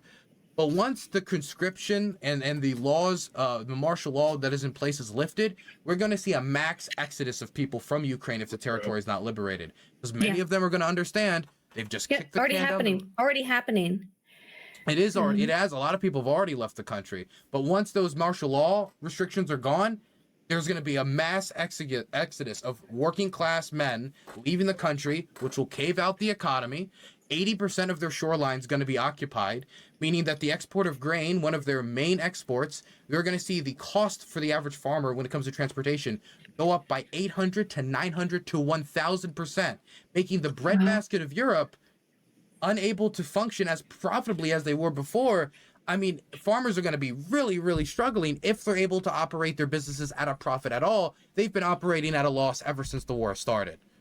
And that's just talking about the farmers. You can go to any number of different economic issues on how 80% of their coastline and much of their coal mines and much of their industry, which is in the east, being bombed out and occupied, is going to economically destroy Ukraine. And what is that going to cause for the Ukrainians? It's going to cause political instability. They're going to see their jobs going away. They're going to see their grain, what their nation has been known for hundreds of years, being not only their infrastructure for it targeted, which the Russians have targeted their grain infrastructure, blowing up their storage facilities, stuff that's transported onto ships, but they're going to see the idea of even getting that back erased from their minds. That's going to get them angry. That's going to probably get them on the streets. And it's not like the Ukrainian people have shown that they're not willing to go out and do direct action. And so there's a question of political instability, which, well, if there's political instability, the Russians have taken advantage of it before. What would stop them from taking advantage of it again once the inevitable happens, which is if you rob Ukraine of everything that gave the nation value, then yeah, people are going to get angry. And then Russia will take advantage of the chaos. And I think there's a good chance they might invade again. And even if they don't, that political instability could cause a whole new wave of violence in Ukraine, or a whole new wave of at least street violence and political and economic chaos. We're talking about sending Ukraine, if we freeze the line right now as it is, economically and politically into the dark ages for 40 to 50 to 60 years. And that's assuming that they can one day revisit this issue and try to get that land back. We're going to legalize Ukraine becoming a rump state, which is what the Russians say happily, that is their goal, that Ukraine, they're going to use Ukraine to make an example of what happens when you don't serve the Russian Empire. And so when we talk about what happens if we freeze the contact lines now, a lot of people talk about this as like, well, I don't want to send the aid because I care about the Ukrainians. Listen to Ukrainian voices on this. I can understand someone saying, I don't want to pay that out of my taxes. I disagree with it. I understand it. I can understand someone having a self-interested or a national interest, like we don't want to get entangled and stuff like that. But anybody trying to say that it's the humanitarian solution to stop sending the aid, I feel like they're not looking at it from the Ukrainian perspective. Like those leftist hippies you were talking about earlier. I call them the flower children left. The flower children left. Exactly. Dylan, your speech there, if you want to call it that, nearly brought me to tears, by the way. Nearly. You got dolphin energy. You're wearing these aqua, like it almost feels like there's going to be like an ocean that you're going to be swimming in. No, I'm not joking. Yeah. I'm being completely sincere. That nearly brought me to tears because you're completely correct. But I again, the libertarian perspective, right, is to not look at things from the emotional and realistic on the ground perspective that you have, which you clearly have. And it's damn, for me, like I'm like, oh, well, like, who cares? Like, libertarian mindset kind of on stuff, but you are right there. And it did, you're right about how much the suffering is extreme. And I really, sometimes I think that not just me, but a lot of us don't think about that. We don't see on the ground the real suffering that people are experiencing because we're removed. We're on the internet. It's de-individuation effects. Of course, we don't see it. But what also really killing me is the thing is, once this war is over, all the people that were calling for like we need to stop sending the aid for humanitarian reasons, they're gonna forget Ukraine existed. I 100% believe that. Yeah, that's for sure. But all those wine aunts and wine moms, I think they also have the memory of a goldfish when it comes to what the current thing is, which is why I think this is way beyond being a current thing. But the thing is, Dylan, like what you said, it's all right and it's all true. The only problem is that most people are not going to care. And most people are not even going to be like those hippie flower children leftists you were talking about. Most people are going to be all like, well, you know what? America comes first. We comes first. What's in it for me? Why should I care? And that's the only thing that I really can think that would solve this, and this is where we may actually disagree, is I don't think there's a lot of people out there like you, Dylan. Meaning, I think that there are a lot more cowards than there are people who are brave.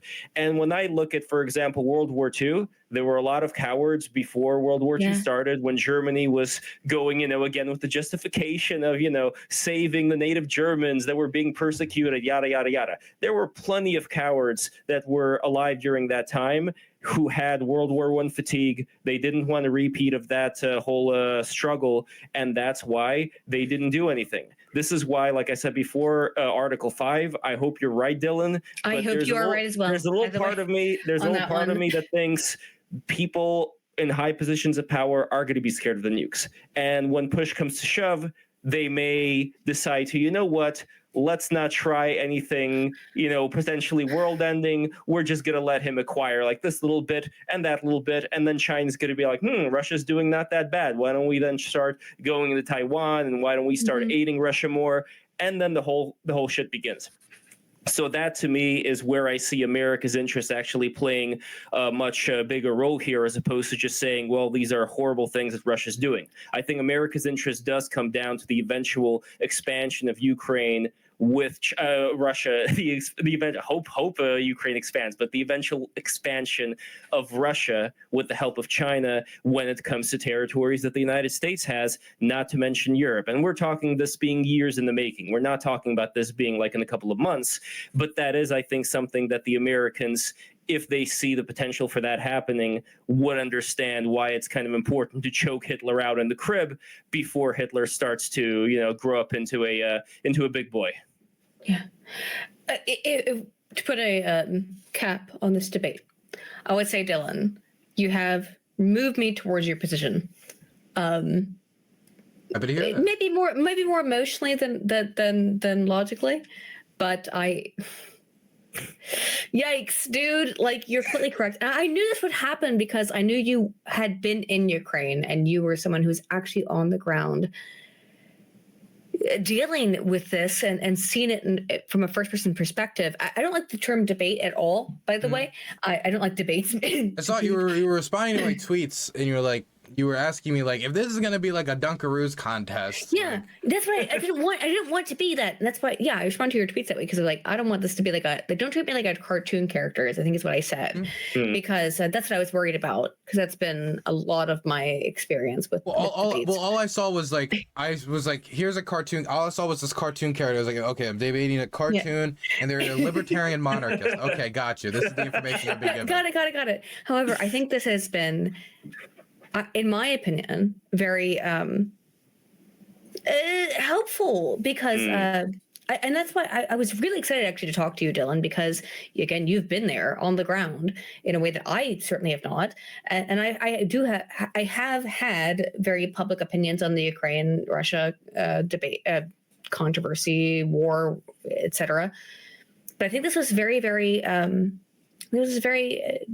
helpful, and thank you, Lev, for hosting it because I think this is awesome, and thank you so much, Dylan, for talking to me because I talk to you.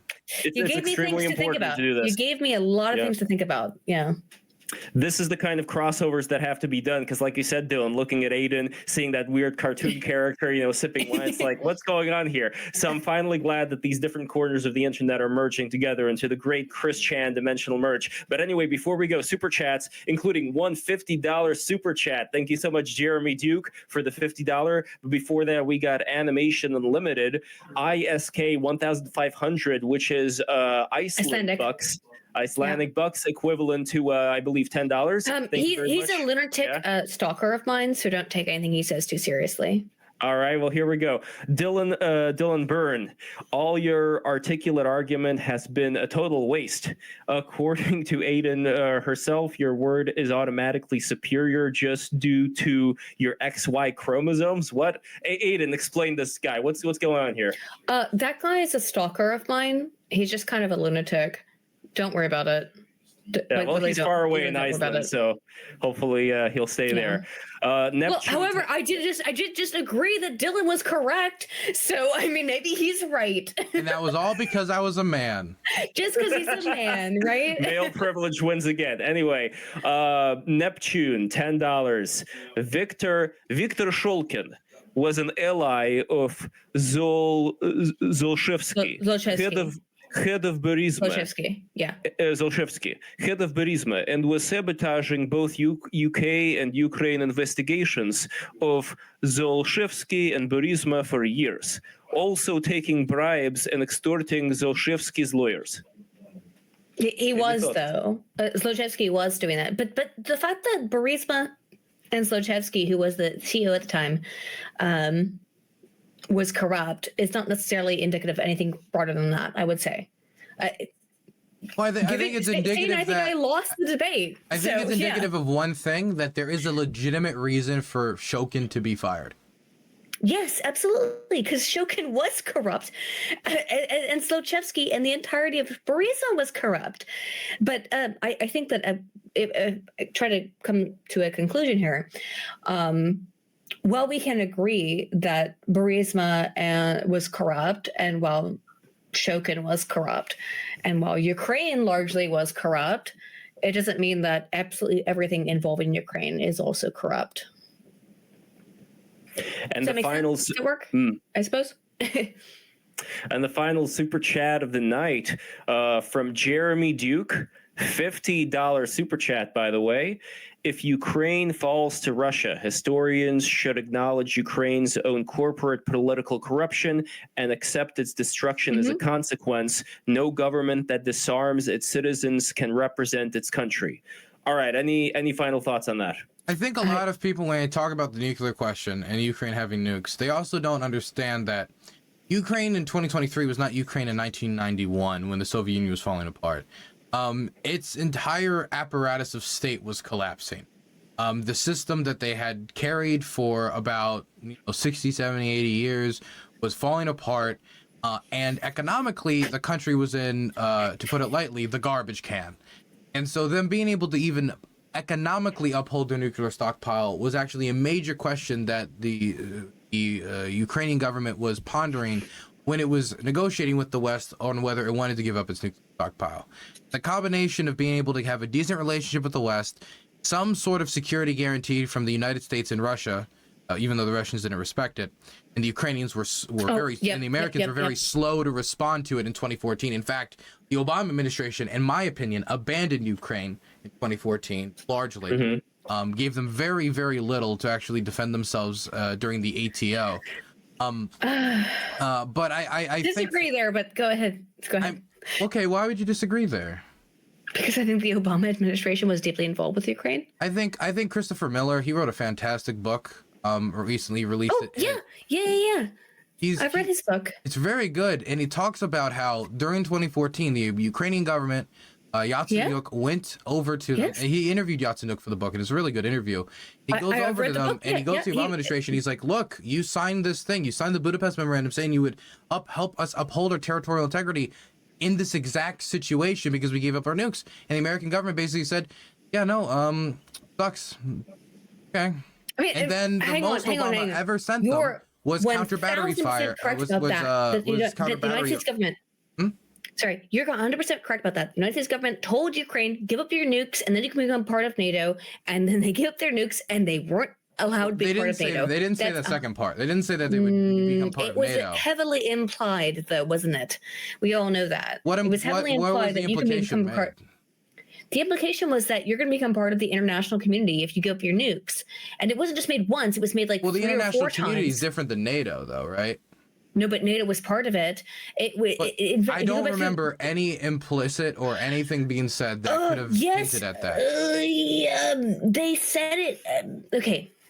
Why would the Russians sign something that would say, hey, Ukraine's going to become part of NATO? It was heavily implied that Ukraine would become part of NATO if they demilitarized. By that meaning denuclearizing, and they were not. Which is part of this whole situation is a large part because that Ukraine was not made part of NATO even after they denuclearized, which they should have been. Honestly, the NATO stuff I think happened later in around 2008, 2009 when they started really discussing NATO membership seriously. The Budapest Memorandum was 1994, 96. Yes, which was with I can't remember anybody's name anymore, but Clinton. But also, yes, it was 1998. I think when they first started talking. 1998, not 1998. 1991. When it was 93. 93 when they first started talking about it. But they were supposed to be involved in NATO. Like they have been on the table to be involved in NATO since the 90s, and that they have not. In my opinion, that had nothing to do with the Budapest Memorandum. The Budapest Memorandum was a separate part, but Ukraine should have been part of NATO since the 90s, honestly, in my opinion. None of this shit would have happened. You believe that Ukraine should have been a part of NATO? Yeah, and that none of this would have happened if Ukraine was part of NATO. Well, I can agree with you on that. I don't think NATO should exist, but if NATO does exist, which it does, then Ukraine should have been part of NATO as of the 90s. Yeah. In the parallel universe of Aydin, we would have recreational McNukes for every.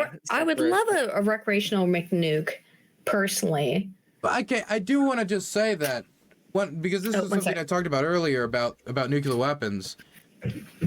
Having more points of failure, having everyone just race to get nukes, that's a very scary concept to me. Like having more points of failure for nuclear weapons is very scary to me.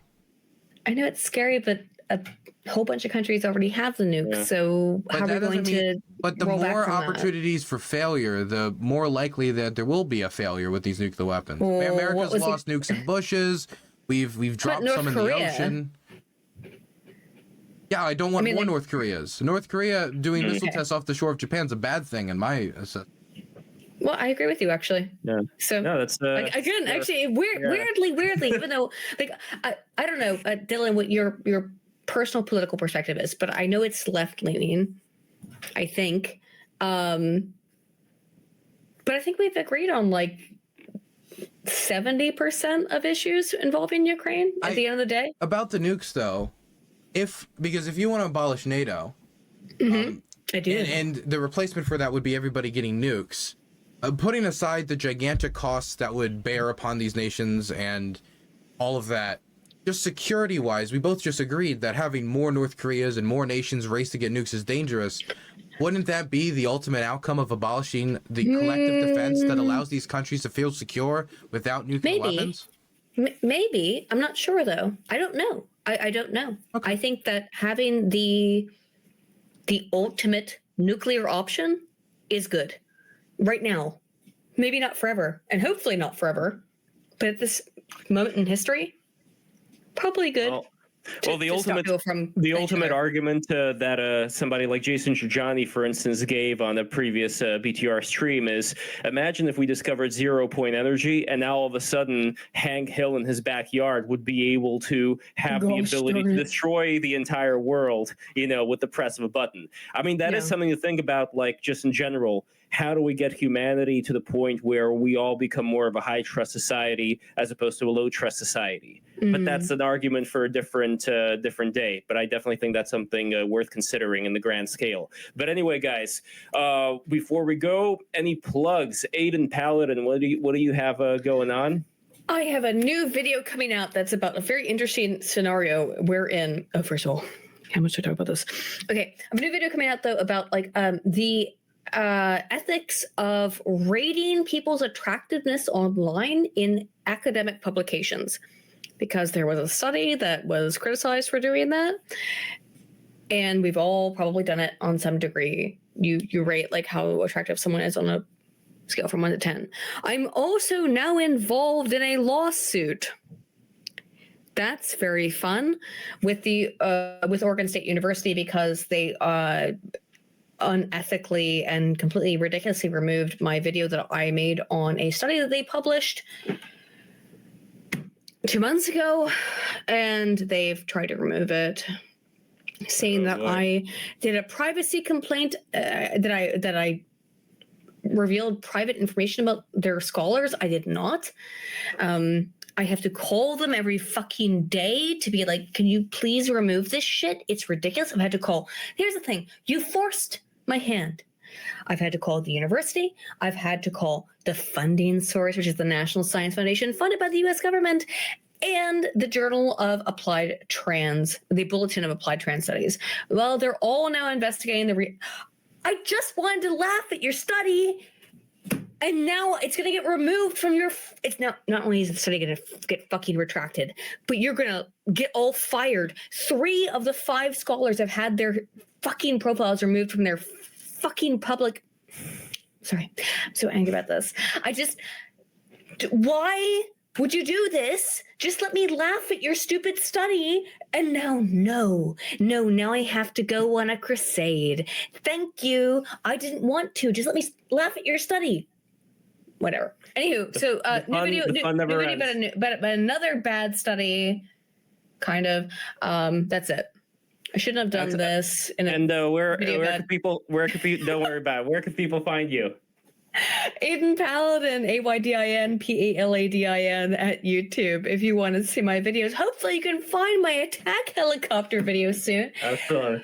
Well, you got to color the hair on your little avatar thing to be blonde now. I know. Right? I know. I know. I've been bleaching it Yeah. white for 6 years. Man. Oh, and before Dylan Burns, one final super chat from Dreadnought, $5. The U.S. didn't imply that Ukraine would join NATO at the Budapest Memorandum. They actually promised they would never expand NATO. Well, here's the thing. I don't think they were in a position to but I don't think they were in a position to promise it, because that's something that has to be unilaterally agreed upon by the members of NATO. You can't just like throw that out and have that count. I don't know, Dylan, what do you think? U.S. promises whatever the fuck they want because we're in charge, aren't we? The promise is usually talked about. I believe is the Gorbachev promise, referred about when expanding bases into Germany, and it had to primarily do with expanding military bases into East Germany.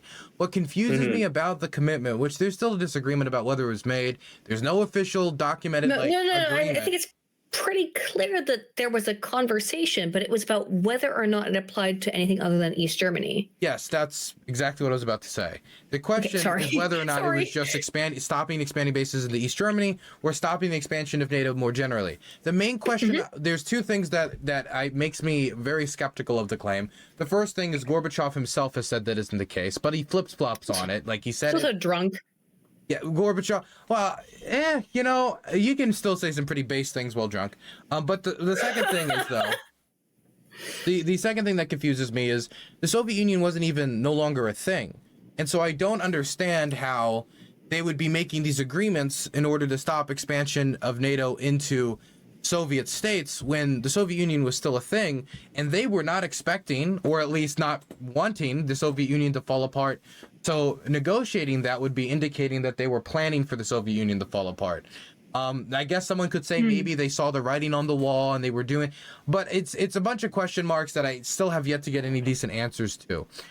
As for expanding into Ukraine, that was a question that really was not breached until the mid-2000s about expanding Ukraine into NATO. I believe it was 2008 when it was first seriously suggested. It was the Georgians and the Ukrainians that both talked about NATO membership, which I think both, considering their invasions, Russia's invasions of them, they had decent reason to be asking those questions. True. All right, guys, Dylan Burns, you are up next. What do you got going on? I mean, obviously you're in Ukraine right now. You said you're going back home in November. Any plans to go to New York City, by the way? No plans to go to New York City, okay? Maybe you can start a war up there and then I'll head up, okay? If you can do that for me. Now, well, certain things are brewing there with the whole migrant thing, but yeah. My schedule right now is I'm going to be releasing a interview with a Brazilian International Legion fighter on my main channel. He's somebody who used to work for PMCs and then moved to Ukraine shortly after the Russian invasion in 2014, got a wife, and is now, instead of fighting for money, is now fighting for his home. And it's a very interesting dynamic we examine in this interview with him. Awesome. Very cool. The other thing that I just worked on is I just got back from the Zaporozhye counteroffensive. I was down there with Ukrainian artillery crews about 10 miles from the Russians as they were bombarding those positions and talking about their jobs.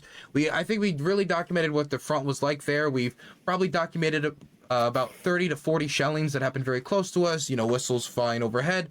And we wanted to document that to show the type of conditions that these people live under, as many of them have to live underground the majority of the day out of fear of one of these shells hitting them. The second day we filmed, we were able to film with the crew using Soviet artillery 4 miles from the Russians into Donetsk Oblast.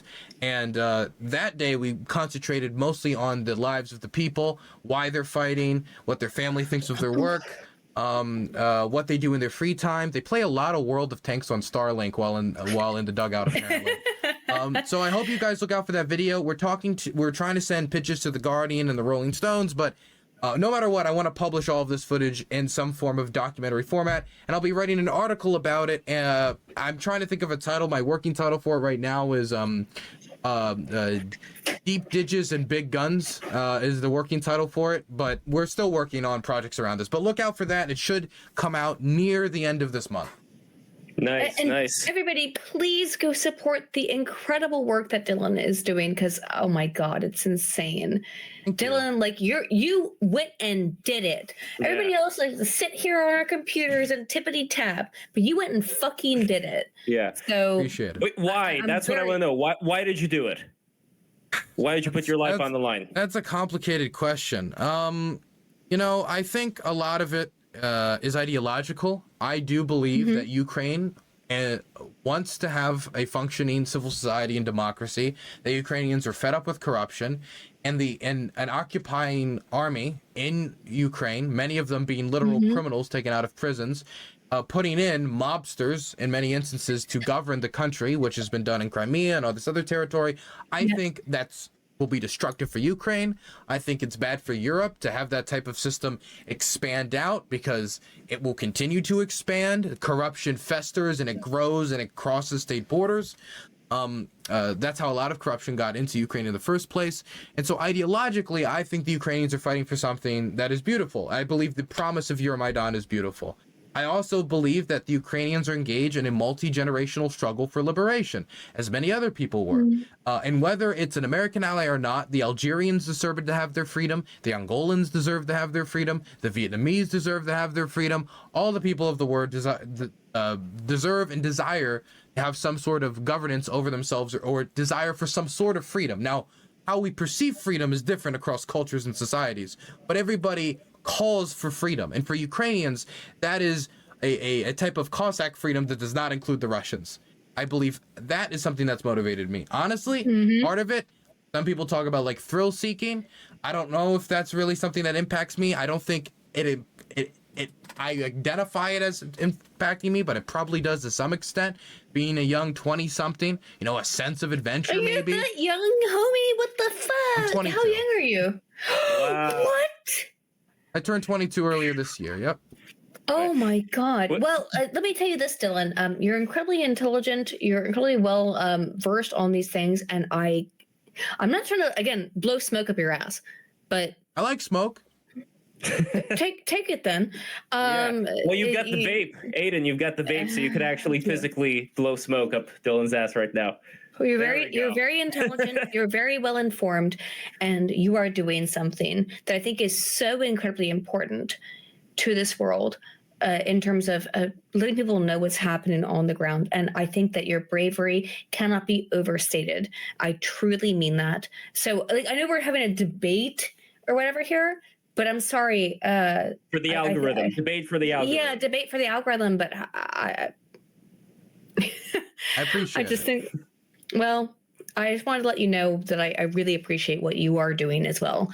And I know that we're probably on different sides of the political spectrum, but I really hate this idea that we have to be attack each other all the time. No, that's not how I feel about it personally. And I think that you're doing some really amazing work. And if anyone watching this, go subscribe to Dylan's Twitter and YouTube so that you can see the actual on the ground fucking stuff that he's doing in Ukraine, because it's incredibly important. And how can people support you monetarily? How can people give money to what you're doing, Dylan? Well, I want to comment on we're different sides of the political spectrum. Everyone should have a deep desire, unless you're some sort of manipulative authoritarian. Everybody should have some deep desire in getting some preference for the truth. No one will have a true 100% understanding of the truth. From the moment I choose the frame of what I am shooting in Ukraine, I have a bias that is being shown from when I choose the shot, because I'm deciding that I believe this home being bombed is more important than me covering this grain crisis, or more important than this. But I still believe that one of the most important things when these wars are happening is to create a fantastic first draft of history. And I think that's something that spans all political ideologies, is to make sure that future generations, especially for Ukrainians who have a deep desire to make sure that their history is told, because on many occasions it has been treaded upon by foreign occupiers. The Russians have dominated the world's view of Ukraine. Many people didn't even know Ukraine existed before this war. They just thought it was like Little Russia, basically. And so I think that is something that is important for all people, especially people who are living here. And so as long as people have an interest in that, I can work with them on that. What was the thing you asked, Lev? How can people send you money, Dylan? That's the most important thing. If people want to support me financially, because this has been a big hit on me financially, to give up my panel show to do this instead. It costs money to buy fixers. I have body armor and helmets back there. That costs money. Dang. Having this little studio and renting it from Kiev, I got a good friend, got a good price on it, but all of it costs money. And, I got to pay for it somehow. If people want to donate, the best way to do it is to go to my website, DylanBurns.tv, and donate. If you do it on Twitch or YouTube and Twitch are going to take a cut. And Jeff Bezos is great, but I'd like some better body armor instead of giving him a better yacht. Let's get Dylan some better body armor. Let's go. So at DylanBurns.tv, that's the website. You can donate. If not, I also have a Dylan Burns TV on Patreon, or you can sub on Twitch or YouTube as well. I'd greatly appreciate it. Also, if you want to do charity work, UA Animals is a fantastic charity. I was with them down in Kherson. They're making animal shelters really close to the front line, and a lot of these animals are getting abandoned. Many of them drowned in the Kherson flooding because they were not the main priority. The environmental minister said about 20,000 were killed by the waterways, and these local charities that are based in Ukraine are very important to support, because a lot of them, these charities are overseas. They're based in Germany and the United States, and you don't know really where the money's going. With UA Animals, you do. And so if you want to contribute to a charity, instead of donating to me at DylanBurns.tv, UA Animals, I would ask you guys to go contribute to. They've got the pictures of the animals as well. There's Mickey and Thomas the cat and Turtle the cat, Yasichka the cat, and a lot of dogs here too. So yeah, guys, well, check Lev, it you out. would know how to pronounce the names, wouldn't you? Hopefully so. It's funny, Lev, you've been very quiet through much of this conversation, but you are someone who is from Eastern Europe. So I was born in St. Petersburg. So you have way more probably personal Monkey kind got a of tier 1 information about a lot of this than Dylan or I do. Morally In some ways, Dylan knows more than I do. I'm the idiot here, honestly. No, but you are somebody who I think is very important, let's say, for certain things that may be in agreement with Dylan's group. I think there's a lot of things that you could say that would get people to think about certain things a different way, and same thing vice versa. And that's why I do these streams, because I think that there is so much going on right now with this encircling of the wagons where people want their biases to be confirmed every time they tune into something. And that's why it's especially, that's why it's very hard. Like there was a thing I saw with Tucker Carlson, like on the right, there's this whole thing about how, Tucker is like against the fake news and all that. He took Victoria Nuland's speech. I don't know if you saw this, Dylan. He took her speech. He cut the entire middle out. And he said, like, the beginning and the end, making it say, oh, look at this crazy woman with a circular argument. And it's like, dude, you are no better than this fake news media that you complain about. The wasting times. Thank you for a $200 donation. That came out of nowhere. Thank you. I appreciate it. Whoa. That's very big. Excellent. And Jade Monkey, but that's $200. That's a lot of money. Thank you. I appreciate it. I needed new ear protection. Now I can get that. Thank you. I was out east with the artillery crews, and this is my ear protection. Just open your mouth so you don't shatter your teeth. No, you gotta put those little like squeezy things in there. Yeah. I'm 22 years old. What health problems? My God, dude, you're so young. You gotta protect your fucking shit. You're probably like the reincarnation of like some great figure in history. No, I'm certain. Because I'm trying so hard not to be a big thing. Gay about this, but like Dylan, I really do appreciate. No one else is doing what you're doing. You're the only person in this YouTube sphere who has actually gone to Ukraine and shown what's happening on the ground. You're the only person. Well, no, I think the other person. People, I've asked about it a bunch. Yeah. I think a big motivation for it was people forget this because they hear how much I support Ukraine, and people like imagine I'm like some hawk or something. Like I'm just. No, I don't think you are. Obviously, we had this conversation. We proved that it's not true. Some people think I'm the grandson of the CIA director because we have the same last name. There's been a few threads I've seen formed about that. But I used to work on the Gravel campaign. Mike Gravel. I worked on his presidential campaign in Maryland. And for me, like... Are you from Maryland? Yeah, I was born and raised in Maryland, the best state in the union. Let's go! Were you born and raised in Maryland? No, I'm from West Virginia, but I lived in Baltimore for 10 years. Okay, well then you're scum with the rest of them, and we'll never accept you to our perfect union. I'm a pan-Maryland nationalist. Let's go. Yes, but what was I... saying? I completely lost it. All right, wait, before you regain it, I was saying the second person who also was on BTR who went to Ukraine, you definitely got to meet him. I want to introduce you guys together. It's Vladislav Davidson of the Atlantic Council, and he's frequently on with Curtis Yarvin on BTR. They come in together and they debate about Ukraine. So I would love for you to... I'd love to get a beer. That sounds like a fantastic time. Lev, you got to get me on with Curtis. A big motivator for me, though. Absolutely. A big motivator for me was... when I was on that campaign, I was young and getting first interest in foreign policy. I hated the disconnect between the bureaucrat and the frontline soldier. I hated that disconnect about people in rooms looking at numbers on papers, deciding who lives and dies. And that is what war is. And I understand war is an extension of politics by different means. Von Clausewitz said that. He was right, even if it's a simple way to look at it. But if I was ever going to say we should send aid to X country to be involved in said war, I feel like there is a certain impetus on me to put my money where my mouth is. If I'm not going to say if I don't want to be the guy saying for American interests, let's send these foreigners off to die. I want to go here and make sure that these people really are interested in fighting for their own liberation, and that's what I found when I came here. But that's exactly why I respect you, man. Like you put your money, you put your life where your mouth was, and almost no one else has. Like I was talking about, like the people with the glorified Jesus-esque. Yeah, when I got that tattooed, I came here to get it tattooed. But I mean, like when I'm hearing like an island off the coast of France, and there's people making like these holy Zelensky images. What? Why? Why are you doing that? And you have no idea what the fuck this entire conflict is about. But you do, and you went and did it, and you actually went and fucking made a point, which is something that I can never say that I would ever do. I think 99.9% of us would never do. And for that reason, although we may disagree politically, I think, Dylan, what you have done in terms of your true journalistic integrity is incomparable to basically anybody else. You've done real good work. No one else has done that. Sorry, I'm not trying to blow smoke up your ass, but we disagree on some things. I enjoy the smoke. But enjoy the smoke. Enjoy the smoke. But I'm really, really impressed, and I've always, because obviously, I have a different opinion, but I'm not going to deny when somebody is doing really good work. So I really appreciate that, and thank you. I appreciate that. Well, maybe you're the one putting your neck on the line, man. Yeah. Don't thank me.